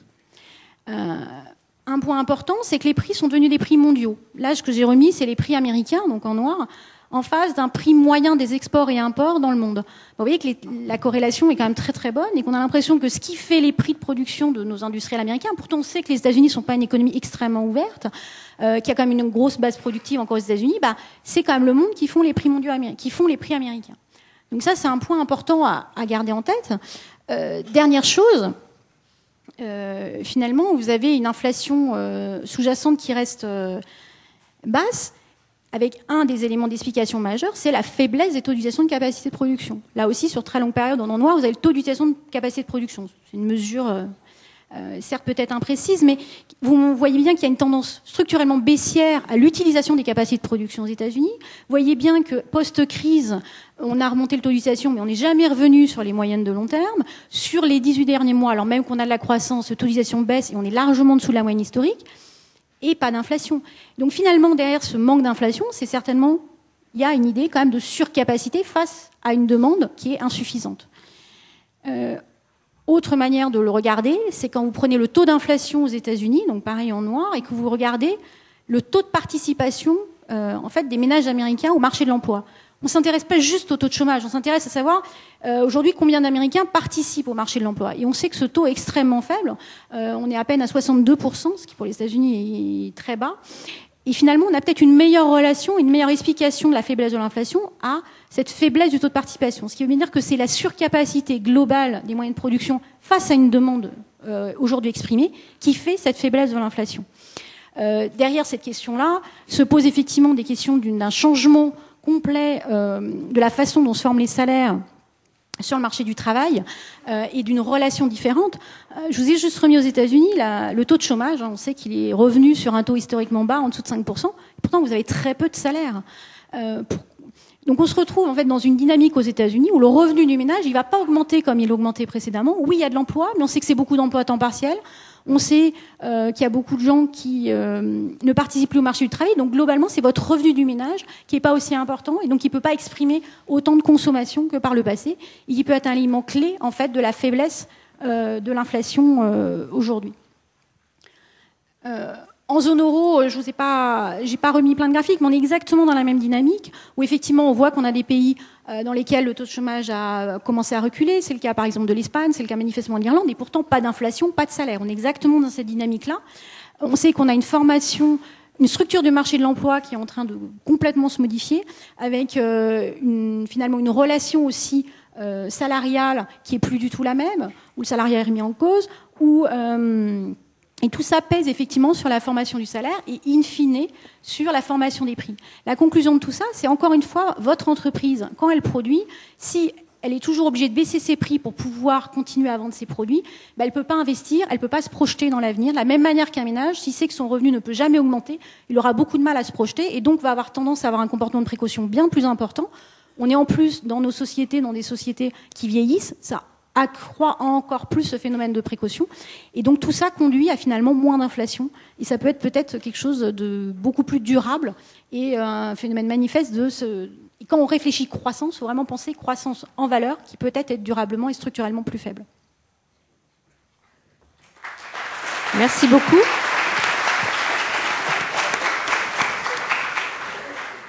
Merci beaucoup Anne. Donc là maintenant on va entendre la dernière présentation avant d'avoir du temps pour le débat, ce qui était important.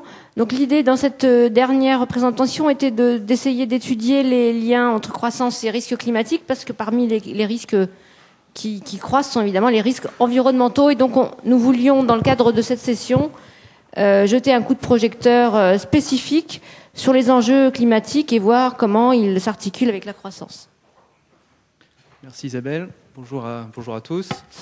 Donc après avoir évoqué finalement de trois manières un petit peu différentes comment le le politique pouvait faire plus ou moins pression sur l'économique pour des stratégies de croissance qui pouvaient être très différentes suivant les cas et les époques. Je vais essayer d'inclure un peu la contrainte entre guillemets naturelle uniquement sous le prisme de la question climatique, du changement climatique. Et c'est de voir les liens entre croissance et risque climatique. Alors, je commence par faire un petit peu concurrence à notre dessinateur officiel. Donc la question qu'on va essayer de se poser, c'est celle de la tragédie des horizons que pose le risque climatique par rapport aux questions en général qu'on prend à court terme à chaque élection du retour de la croissance économique. Alors la question de la tragédie des horizons est plus complexe que celle qui est décrite dans ce dessin, et on va voir en quoi. D'abord, un bref rappel du processus en fait, qui va relier le module climatique et le module économique. Évidemment, ça passe par les émissions de gaz à effet de serre qui sont liées essentiellement à certains secteurs de l'activité économique. On voit sur longue période ici les émissions donc en foncé de combustibles fossiles, ciment et en vert clair de la forêt et de l'usage des terres. Donc essentiellement l'utilisation des combustibles fossiles qui génère des émissions qui suivent presque la tendance de la croissance économique. Il y a quelques petites ruptures, mais grosso modo c'est extrêmement corrélé. Ces émissions se stockent dans l'atmosphère, donc on a un stock d'émissions de CO2, de N2O, de CH4. Aujourd'hui, on a dépassé les 400 ppm qui devaient nous préserver d'une augmentation des températures de 2 degrés. Alors maintenant, c'est avec une certaine probabilité seulement qu'on pourra éventuellement respecter l'objectif commun de ne pas dépasser 2 degrés d'augmentation des températures par rapport au temps pré-industriel. Et puis ce stock d'émissions dans l'atmosphère, dans l'océan de surface, dans l'océan profond, génère des hausses de température. Alors là, c'est le résultat de modèles de climatologie qui testent, qui font l'hypothèse d'un forçage radiatif d'origine anthropique ou pas de forçage radiatif d'origine anthropique, l'augmentation de température qui en résulterait suivant les différentes régions du monde. Et si vous la voyez d'ici, je ne sais pas, la courbe en noir, ce sont les données réelles. Donc a priori, les données réelles se confondent relativement bien avec les tests du modèle avec forçage radiatif d'origine anthropique. Donc on a bien ce lien, stock d'émissions d'origine anthropique qui s'accumule, génère une certaine augmentation des températures, ou en tout cas un changement des climats suivant les régions. Alors face à ça, évidemment, on se pose la question de la possibilité d'une croissance continue et d'une stabilisation du climat. Est-ce qu'ils sont conciliables? Donc ce schéma, le schéma qui est sorti au moment de la COP21, il montre en jaune les engagements des pays partis à l'accord, ces fameuses contributions nationales que les pays se sont engagés à accomplir d'ici à 2020-2030. Et puis en bleu et en vert, respectivement, la trajectoire qu'il faudrait adopter en termes de réduction d'émissions pour parvenir à l'objectif des 2 degrés, en bleu, et en vert pour même parvenir à l'objectif des 1,5 degrés. Donc, au vu du premier schéma que je vous ai montré d'augmentation continue des émissions de gaz à effet de serre depuis les débuts de la révolution industrielle, qui correspond aussi au début de la croissance économique telle que mesurée par le PIB, il y a cette question est vraiment forte de savoir si les deux peuvent être compatibles, croissance et stabilisation du climat. Alors d'abord, une manière d'appréhender le problème, c'est de se poser la question sur la manière dont les économistes abordent cette question du lien entre croissance et changement climatique. Donc là, je vous montre de manière très simplifiée le schéma standard d'un modèle économie-climat dérivé du premier d'entre eux, celui de Nordhaus, qui est sorti dans les années 90, au début des années 90. Donc il présente une économie très simplifiée, agent représentatif, etc. Et puis le module climatique, un peu que je vous ai expliqué tout à l'heure. L'économie génère des augmentations d'émissions qui vont dans l'atmosphère. Le cycle du carbone transfère ces émissions à l'océan de surface, la biosphère, puis à l'océan profond. Puis par forçage radiatif, ce stock d'émissions génère une augmentation des températures atmosphériques et océaniques. Et ensuite, cette augmentation des températures elle-même génère des dommages climatiques monétaires qui affectent l'économie.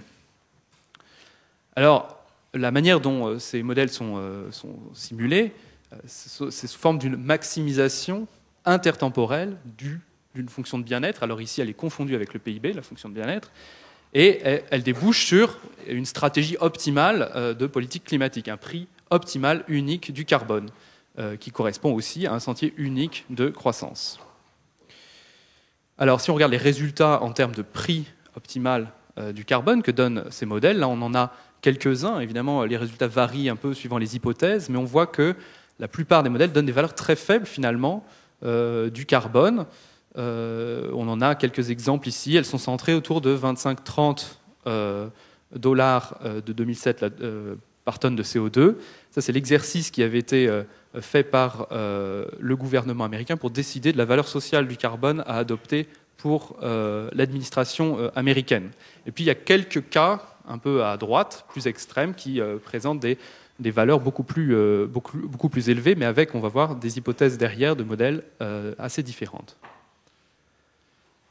Alors, il y a un travail assez remarquable qui a été fait par des économistes américains récemment, qui montre en réalité que dans ces modèles, la croissance économique, l'hypothèse implicite d'une possibilité de croissance économique sans fin, écrase complètement l'impact du changement climatique.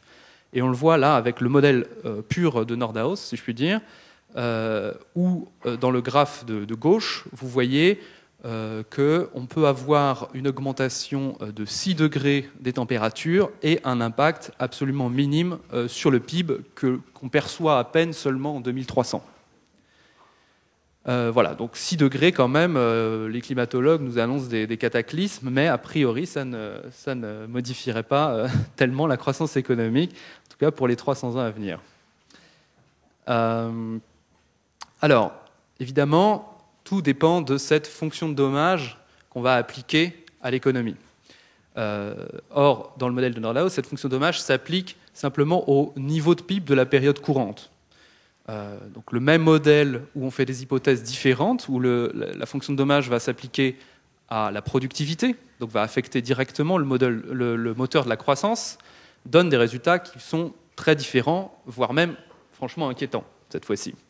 C'est-à-dire, on voit dans le petit encadré rouge, dans le cas où vraiment une bonne partie des dommages affectent la productivité directement, on peut avoir une décroissance imposée par le changement climatique avant la fin du siècle, imposée par ces dommages climatiques. Alors il y a des premiers éléments empiriques qui existent pour confirmer l'idée que les dommages climatiques affectent effectivement la productivité de manière différente, soit la hausse des températures qui génère des difficultés tout simplement à travailler, soit les événements extrêmes qui entraînent des désordres dans la production, etc.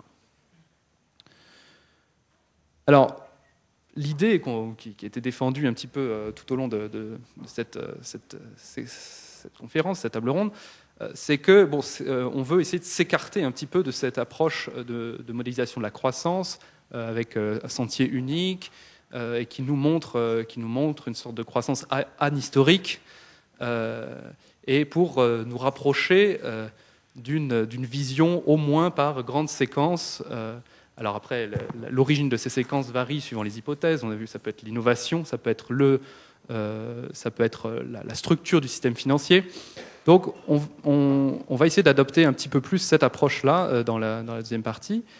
Si on voit la croissance non pas comme un fait naturel régulier, mais comme une succession de vagues, évidemment, on se retrouve aujourd'hui à faire l'hypothèse, un peu comme disait Gilles, est-ce qu'on est à la veille d'une nouvelle vague d'innovation environnementale et quelles seront les conditions d'émergence d'une telle vague d'innovation environnementale schumpeterienne? Donc pour ça, on s'écarte du modèle à la Solow-Ramsey de croissance qui nous donne un équilibre de long terme unique et on fait l'hypothèse que le phénomène de croissance n'est pas dissociable des externalités environnementales et sociales. Ici, environnementales, c'est ce qui nous intéresse. Et que l'approche de la croissance par le cycle financier révèle au contraire qu'une multiplicité d'équilibres de croissance sont possibles et que, eh bien, il convient à la politique économique de mettre en œuvre les outils pour choisir l'équilibre de croissance qui sera voulu, soutenable, si possible. Donc, sur la base du tableau précédent, des grandes vagues d'innovation depuis la révolution industrielle, on voit qu'à chaque fois, ces vagues d'innovation sont liées à des structures, finalement, soit de production d'énergie, soit d'utilisation d'énergie très différentes. Et que chaque transition de ces vagues d'innovation reflète finalement la nécessité de changer le système énergétique et le système d'utilisation aussi de l'énergie. Donc il y a un lien fort aussi entre cycle financier, énergie et donc environnement, de ce point de vue-là. Alors, pourquoi y a-t-il un lien si fort finalement entre la finance et le climat ? C'est une question assez nouvelle qui s'est révélée seulement à peu près au moment de la COP21, avec un précurseur bienvenu qui est le banquier central, la Banque centrale d'Angleterre, Mark Carney, qui, le premier, a mis sur la table la question du changement climatique pour la stabilité financière. Il évoque, c'est le premier aussi, cette question de la tragédie des horizons, en montrant que le changement climatique pose des questions à long terme, que ne prend pas en compte donc ni le régulateur responsable de la stabilité financière, ni le banquier central responsable de la politique monétaire, qui ont des horizons beaucoup plus courts. En revanche, quand le changement climatique sera vraiment un problème pour la structure financière, la stabilité financière, alors il sera trop tard à ces acteurs pour intervenir de quelque manière que ce soit. Il cadre donc le débat en introduisant la finance comme un élément en soi à prendre en compte dans les politiques climatiques. Si la finance anticipe mal les dommages climatiques, alors les décisions de financement sont biaisées, l'économie s'oriente, croît d'une manière qui n'intègre pas l'externalité climatique, donc pas durable de ce point de vue-là. Alors il complète son discours en évoquant 3 risques financiers possibles que générerait le changement climatique. Le risque physique, qui est le plus évident, le risque d'un événement extrême, d'une inondation qui détruit un actif sous-jacent, et puis avec des effets éventuellement en chaîne ensuite sur le système financier. Le risque juridique, qui est un peu équivalent à la question des cigarettiers américains il y a quelques dizaines d'années. L'idée que des procédures judiciaires vont se multiplier pour essayer de prouver la responsabilité soit d'entreprises privées, soit même d'États quant au changement climatique, ou si ce n'est la responsabilité, du moins le fait que ces entités ont caché leur connaissance des faits sur le changement climatique. Et puis le risque de transition, qui est le plus immédiat à court terme, et qui est celui que générerait une politique climatique un peu trop rapide et mal anticipée par les marchés financiers, avec du coup des revalorisations, dévalorisations d'actifs brutales et effet en chaîne à ce moment-là aussi. On pense bien sûr au secteur des combustibles fossiles qui est extrêmement surévalué par rapport à l'objectif de 2 degrés que se sont fixés les pays partis à la COP 21. Donc, il y en a un des 2 qui ment, mais si les pays partis sont sérieux, alors les actifs de ces secteurs sont surévalués. Quelques preuves de ces risques, très rapidement. L'augmentation, pour les risques physiques, l'augmentation des dommages, ce n'est pas forcément du nombre des événements extrêmes, mais des dommages liés aux événements extrêmes ces dernières décennies. C'est le graphe de gauche qui provient des réassureurs Munich Re. À droite, c'est un test qui a été fait sur le golfe du Mexique, un certain nombre d'États îles sur le golfe du Mexique, et l'impact sur l'inflation, on en parlait tout à l'heure de l'inflation, l'impact sur l'inflation de ces événements extrêmes, météorologiques extrêmes, avec un décalage éventuellement dans le temps. Donc on voit que l'impact est positif sur l'inflation.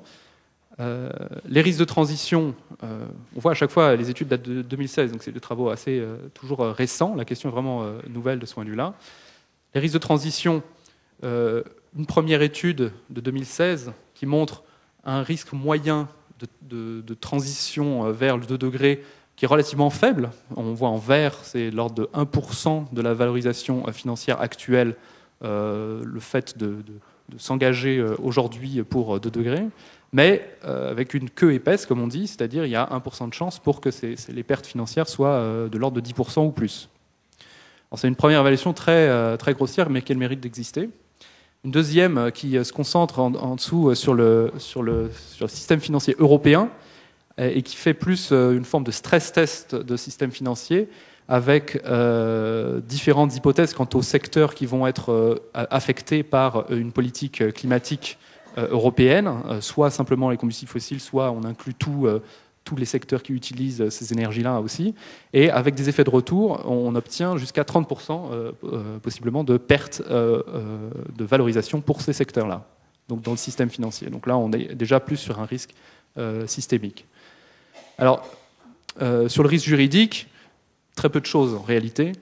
Les réassureurs se sont intéressés bien sûr à ce risque. Pour l'instant, ils ne considèrent pas que les procédures puissent aboutir réellement, mais on constate une augmentation presque exponentielle quand même de ces mesures ces dernières années.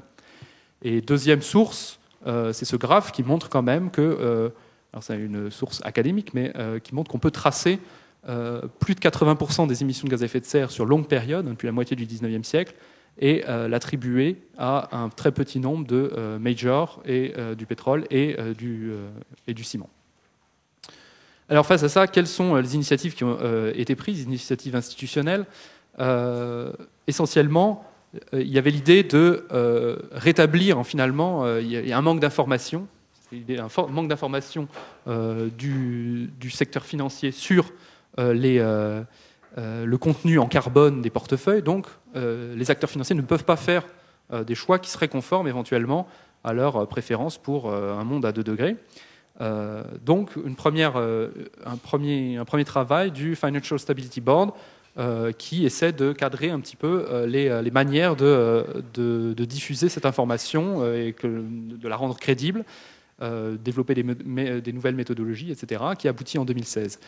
Du côté du G20, c'était plutôt l'idée de créer des nouveaux marchés, car en réalité ces marchés n'existent pas, ils sont mal cadrés. Les green bonds, les obligations vertes, sont pareil, soupçonnés un petit peu de greenwashing, etc. Donc il fallait là également rendre crédible, structurer des nouveaux marchés pour des actifs verts. Donc c'est pas une question d'information là, mais c'est une question de création du support nécessaire pour éventuellement des investisseurs attirés par ces investissements.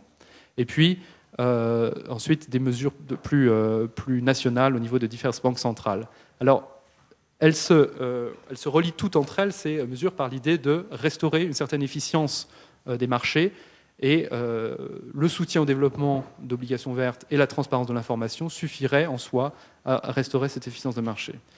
Alors, il y a 2 sources qui se distinguent, 2 travaux de 2015-2016 qui se distinguent un petit peu en ce qu'ils évoquent le risque systémique que pose le changement climatique. Et quand un risque est systémique, c'est qu'un agent individuel ne peut pas s'assurer contre.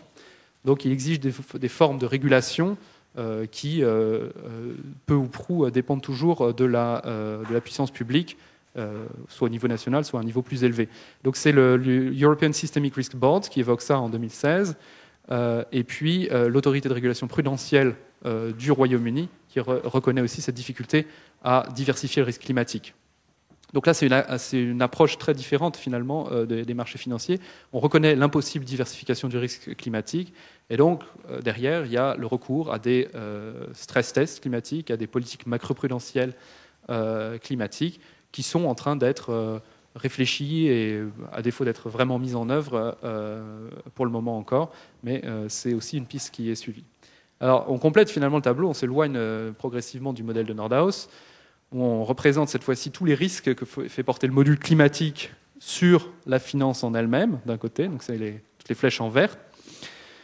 Et puis de l'autre côté, on a aussi, non, je ne l'ai pas mis là, bon, on a aussi une finance qui, on l'a vu via la régulation prudentielle qui ignore le risque climatique pour l'instant, ou les politiques monétaires aussi qui font abstraction de ce risque à long terme, une finance qui structurellement peut contribuer à accroître le risque climatique. Alors, je vais accélérer un petit peu. Voilà, c'était ça en fait, que je voulais vous montrer. Donc le tableau est là beaucoup plus complet et intègre réellement la finance et donc les modifications qu'il faudrait peut-être y apporter pour permettre une croissance durable du point de vue du changement climatique. Alors je termine simplement avec une proposition qui se propose justement d'être une première étape vers une modification de la structuration financière pour orienter la croissance dans un sens qui contribue aux objectifs de la COP21. L'idée est la suivante, que l'État fixe une valeur sociale du carbone. J'ai déjà évoqué cette notion de valeur sociale du carbone, elle existe dans la plupart des pays aujourd'hui, simplement on se propose d'en étendre la portée, par le fait que l'État y apporterait cette fois-ci une garantie sur une période donnée pour tout investissement bas carbone, non plus seulement public mais aussi privé, et donc qui mesurerait de cette manière-là les émissions évitées par ces investissements publics ou privés. Alors bien sûr, il faut un organisme public, si possible, cette fois-ci, qui serait chargé de mesurer et de certifier le montant des tonnes de carbone évitées et du coup de délivrer des certificats de réduction d'émissions, certificats donc dont la valeur serait garantie par la puissance publique. Donc ces certificats sont le support d'un nouvel actif et la banque, avec l'aide de la Banque publique d'investissement, qui peut être la CDC en France ou la Banque européenne d'investissement au niveau européen, cette garantie s'exercerait via ces banques publiques d'investissement qui rachèteraient ces certificats. Et en bout de course, on peut avoir, mais c'est pas une obligation en soi, on peut avoir la Banque centrale, dans le cadre de sa politique monétaire non conventionnelle, qui rachète ces obligations, mais sans avoir nécessairement à choisir particulièrement ces actifs. Je termine sur ce graphe qui représente de manière plus graphique l'utilisation de cette proposition. Avec en un, on voit le gouvernement qui décide d'une valeur sociale du carbone. Deux, il offre sa garantie sur une certaine période pour un certain montant d'investissement sur cette valeur sociale du carbone, ce qui veut dire qu'il mandate la Banque publique d'investissement pour faire un certain montant d'arrachat de certificats de réduction d'émissions. Ces certificats sont délivrés par, c'est le 3, un organe de certification. Ces choses-là existent déjà de manière un peu diversifiée partout dans le monde, à toutes les échelles. Et les banques commerciales seraient intéressées au fait d'accepter ces certificats transitoirement pour financer les entrepreneurs bas carbone. Voilà. Et ensuite, on a éventuellement le bouclage sur les investisseurs institutionnels qui rachètent les obligations émises par la Banque publique d'investissement en contrepartie du rachat de ces certificats et éventuellement la Banque centrale dans le cadre de sa politique monétaire non conventionnelle. C'est une proposition qu'on avait défendue avec Michel déjà depuis un petit moment. Voilà. Merci.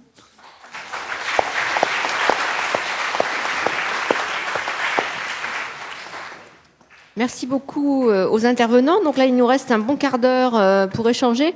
Donc nous devons d'abord voir s'il y a quelques questions. Non ? Une question. Donc oui, en effet, il y a une question sur Twitter. La croissance souffre d'un déficit de demande, certes, mais n'y a-t-il pas également un déficit d'une demande plus verte ? Et y a-t-il des perspectives pour susciter une demande plus verte ? Alors, Étienne se propose de répondre. C'est un petit peu le but de la proposition finale des 2 dernières slides que je vous ai montrées. C'est bien... toute la difficulté, c'est de changer en même temps le système productif et en même temps la demande pour ces biens nouveaux. Et donc, via cette mesure des réductions d'émissions générées éventuellement par un nouveau projet bas carbone et cette valorisation qu'on leur accorde, on espère susciter l'offre qui répondra à la demande de consommation décarbonée. Je ne sais pas si Michel veut compléter peut-être. Michel, tu veux compléter ? Oui, cette demande plus verte, elle est multiforme. Vous avez dedans des très très gros investissements qui sont liés à la politique énergétique pour favoriser des énergies renouvelables. Il faut un système de distribution d'électricité nouveau dans lequel des réseaux intelligents de distribution permettent, si vous voulez, de compenser le caractère instable, volatile de la production d'énergie renouvelable. Donc ça rentre à ce moment-là dans des investissements que l'Europe peut faire, étant donné le caractère global de ce problème climatique. C'est évident, ça c'est de niveau européen. De même, vous avez besoin d'investissements de réseau importants sans doute si on veut développer des transports transnationaux qui soient des transports, disons, qui économisent du carbone par rapport au transport routier. Et vous avez des investissements qui sont des investissements de petite taille, c'est-à-dire tout ce qui est l'efficacité énergétique, la rénovation des bâtiments. Et là, il faut trouver des processus dans lesquels, c'est là que le rôle joue cette garantie publique, permettant à des ménages de dire moi ça m'intéresse, si vous voulez, d'avoir une maison qui soit beaucoup plus favorable. Je produis ma propre électricité, qui en même temps c'est une électricité bas carbone, etc. Donc c'est transformer le mode de vie urbain, notamment. Et ça suppose une certaine décentralisation du processus financier, et c'est ça qu'on cherche à mettre en évidence, avec sans doute cette idée d'intermédiaire que sont des banques publiques de développement ou des institutions qui ne se disent pas banques, mais qui sont de développement, comme la Caisse des dépôts, peuvent jouer un rôle au-delà de la Banque européenne d'investissement, qui aujourd'hui est un peu seule dans cette logique, pour pouvoir décentraliser des investissements de relativement petite taille. Mais il faut cette garantie publique dans son ensemble pour prendre ce risque supérieur que représente des investissements qui ont des rendements à long terme et qui ont des coûts et des incertitudes, si vous voulez, à court terme pour mise en œuvre. Donc voilà, c'est pour ça qu'on dit qu'il nous faut un processus complet dans lequel le rôle européen, national, et puis celui des entités locales et celui des acteurs privés peuvent être mis ensemble. Donc c'est pour ça que c'est un processus un peu compliqué. Je voudrais juste dire que la Caisse des dépôts a engagé un certain nombre de financements depuis déjà assez longtemps, puisque la transition économique et énergétique est un axe stratégique depuis plusieurs années.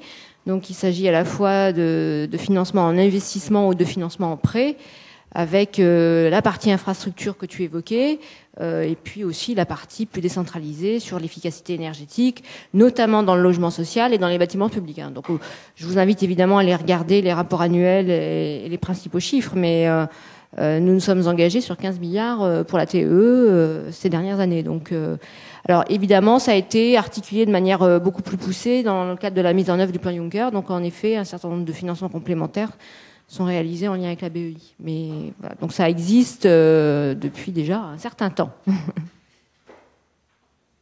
Alors, est-ce qu'il y a encore une autre question sur Twitter ou est-ce qu'on passe au temps d'échange avec la salle? Il n'y a plus rien du tout? Peut-être des questions en bras levés? Oui, tout à fait. Je vois déjà 2 bras qui se lèvent. Est-ce qu'on peut faire circuler un micro? Ah oui, il y a les micros qui sont sur les tables. Très bien. Alors simplement, présentez-vous en un mot juste avant votre question. Et des questions courtes, courtes. Alors, Bertrand Séné, donc je travaille essentiellement sur la création monétaire. Une première petite chose, en fait, je voulais faire une remarque par rapport à... Vous avez parlé de l'inflation dans les années 70-80, et je crois que vous avez parlé d'hyperinflation.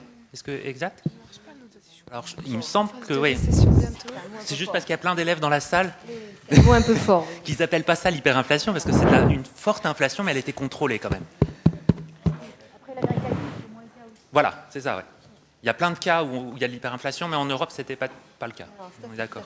Non, effectivement, c'est un abus de langage. Après, c'est vraiment, on sent que toutes les politiques monétaires ont été quand même créées par rapport à ces périodes-là, où on avait l'impression qu'on avait une inflation, entre guillemets, trop forte, et qu'on préférait une inflation à 2%. Et après, c'est toute la question de l'inflation à 2%, de pourquoi ce niveau-là, et pas un autre.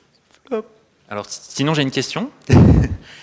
Par rapport justement au problème de la transition écologique, est-ce qu'on ne pourrait pas créer de la monnaie Parce qu'on voit que les banques centrales créent énormément de monnaie, mais qu'en fait, ça ne va pas dans l'économie réelle.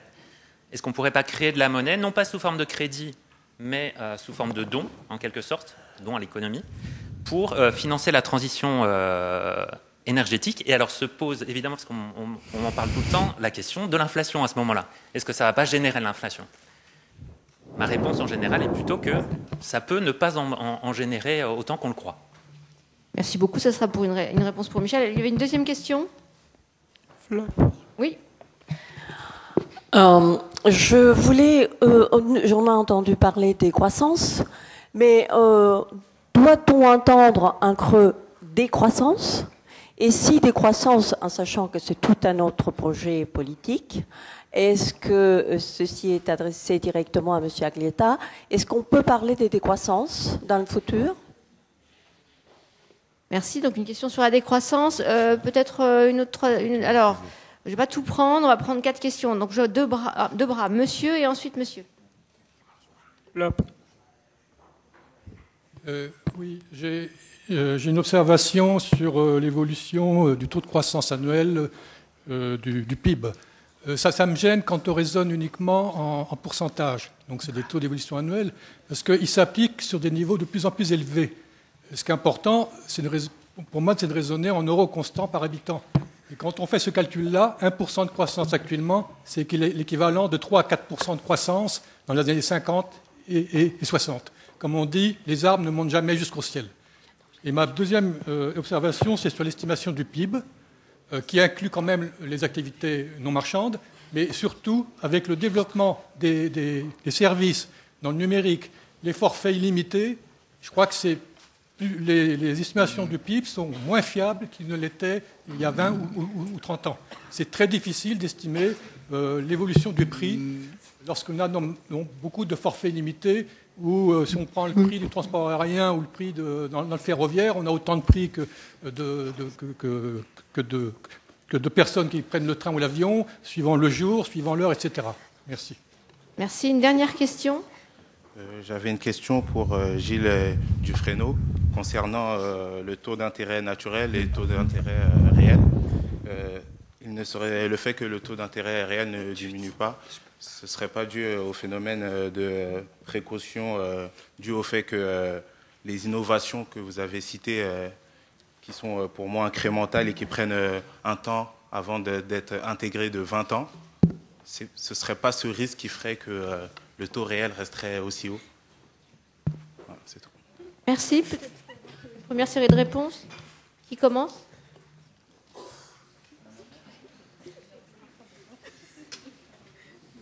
Oui, c'est toute la question les banques sont extrêmement prudentes.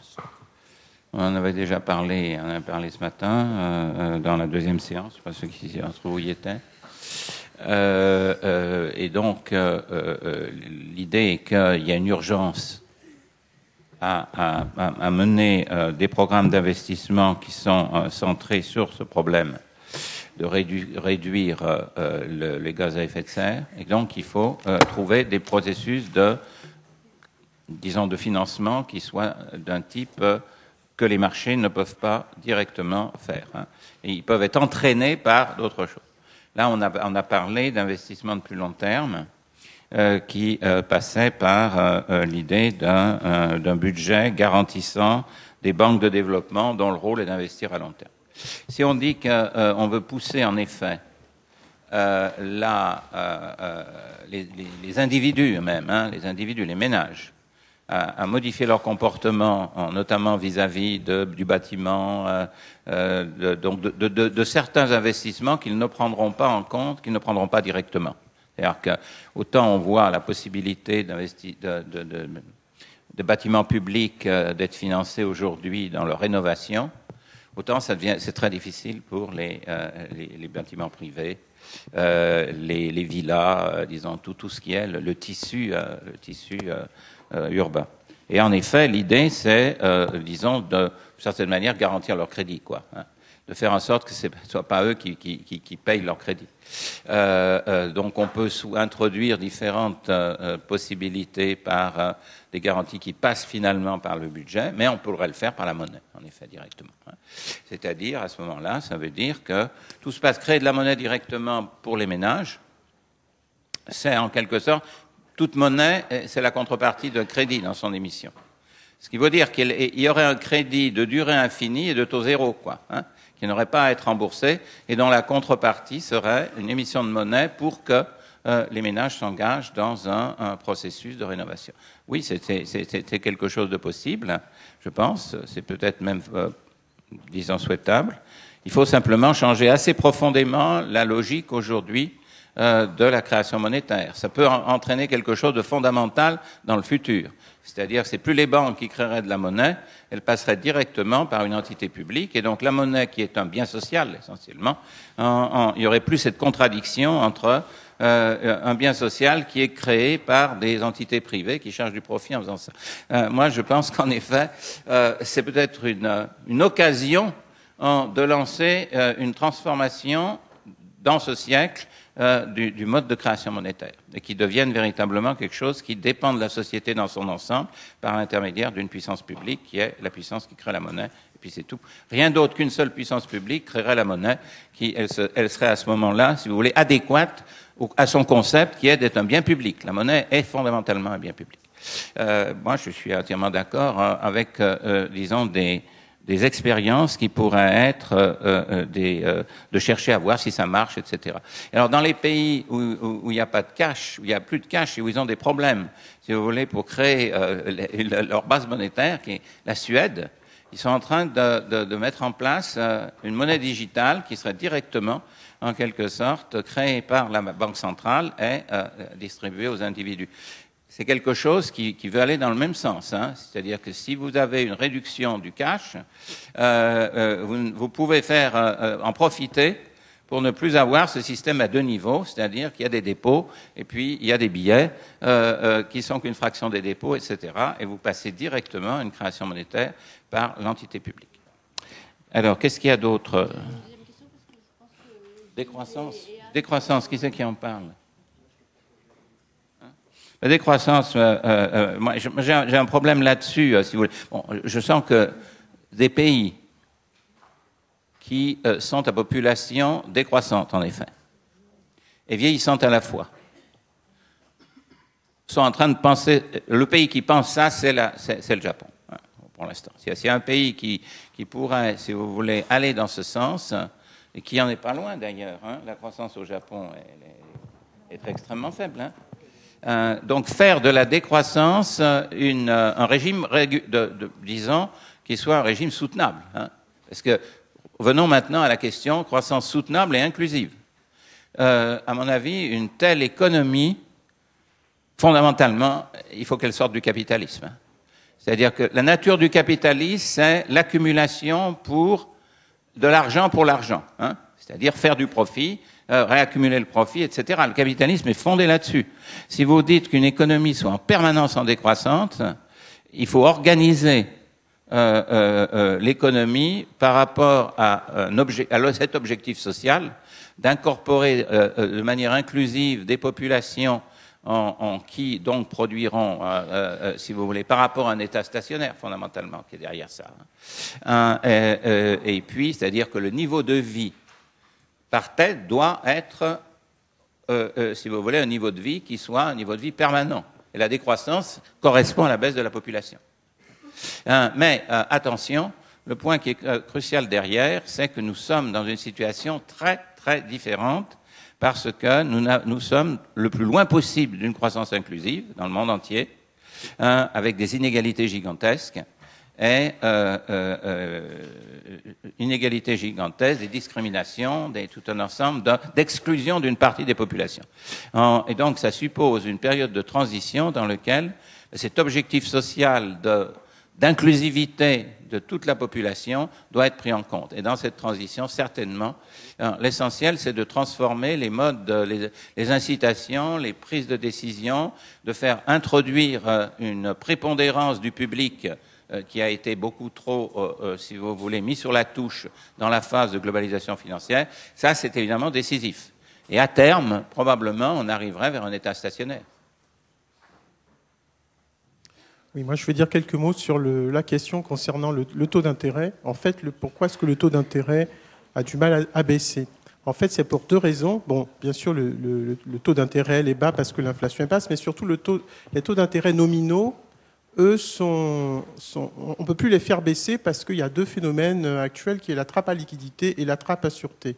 Donc la trappe à liquidité, c'est le fait que, vous savez ce que c'est, hein, la trappe à liquidité, c'est notamment lié aux politiques de quantitative easing qui sont mises en place. Et la trappe à sûreté, c'est un phénomène qui est beaucoup plus global à l'échelle internationale, c'est que le volume de l'épargne dans le monde est très très important. Et donc ça fait baisser en fait, ça fait que les taux d'intérêt longs un peu partout sont bas. Donc c'est ça qui fait que le taux d'intérêt il bute sur une barrière, le taux d'intérêt nominal il bute sur une barrière à 0 et donc on peut plus le faire baisser. Sur l'inflation, c'est clair qu'il y a toujours des questions de mesure. Après, c'est plutôt dans le partage, de toute façon volume-prix qu'on peut se poser des questions, mais au global, ça va toujours une croissance en valeur qui est plus faible. Si on se dit que sur un même bien, il crée plus de services et que son prix, implicitement, il a plus baissé, ça veut dire qu'il y a encore moins d'inflation. Oui, mais je pense que justement, il y a un moment donné où quand on est sur une croissance de prix très faible, c'est exactement le cas du Japon. On a une croissance en nominal, la croissance a baissé. L'Espagne, aujourd'hui, votre production, en nominal, on est plus bas qu'avant crise. Et le nominal, c'est quand même quelque chose de fondamental. Encore une fois, un ménage, il consomme en nominal, et l'État, quand il récupère de l'impôt, c'est en nominal. C'est pas en volume.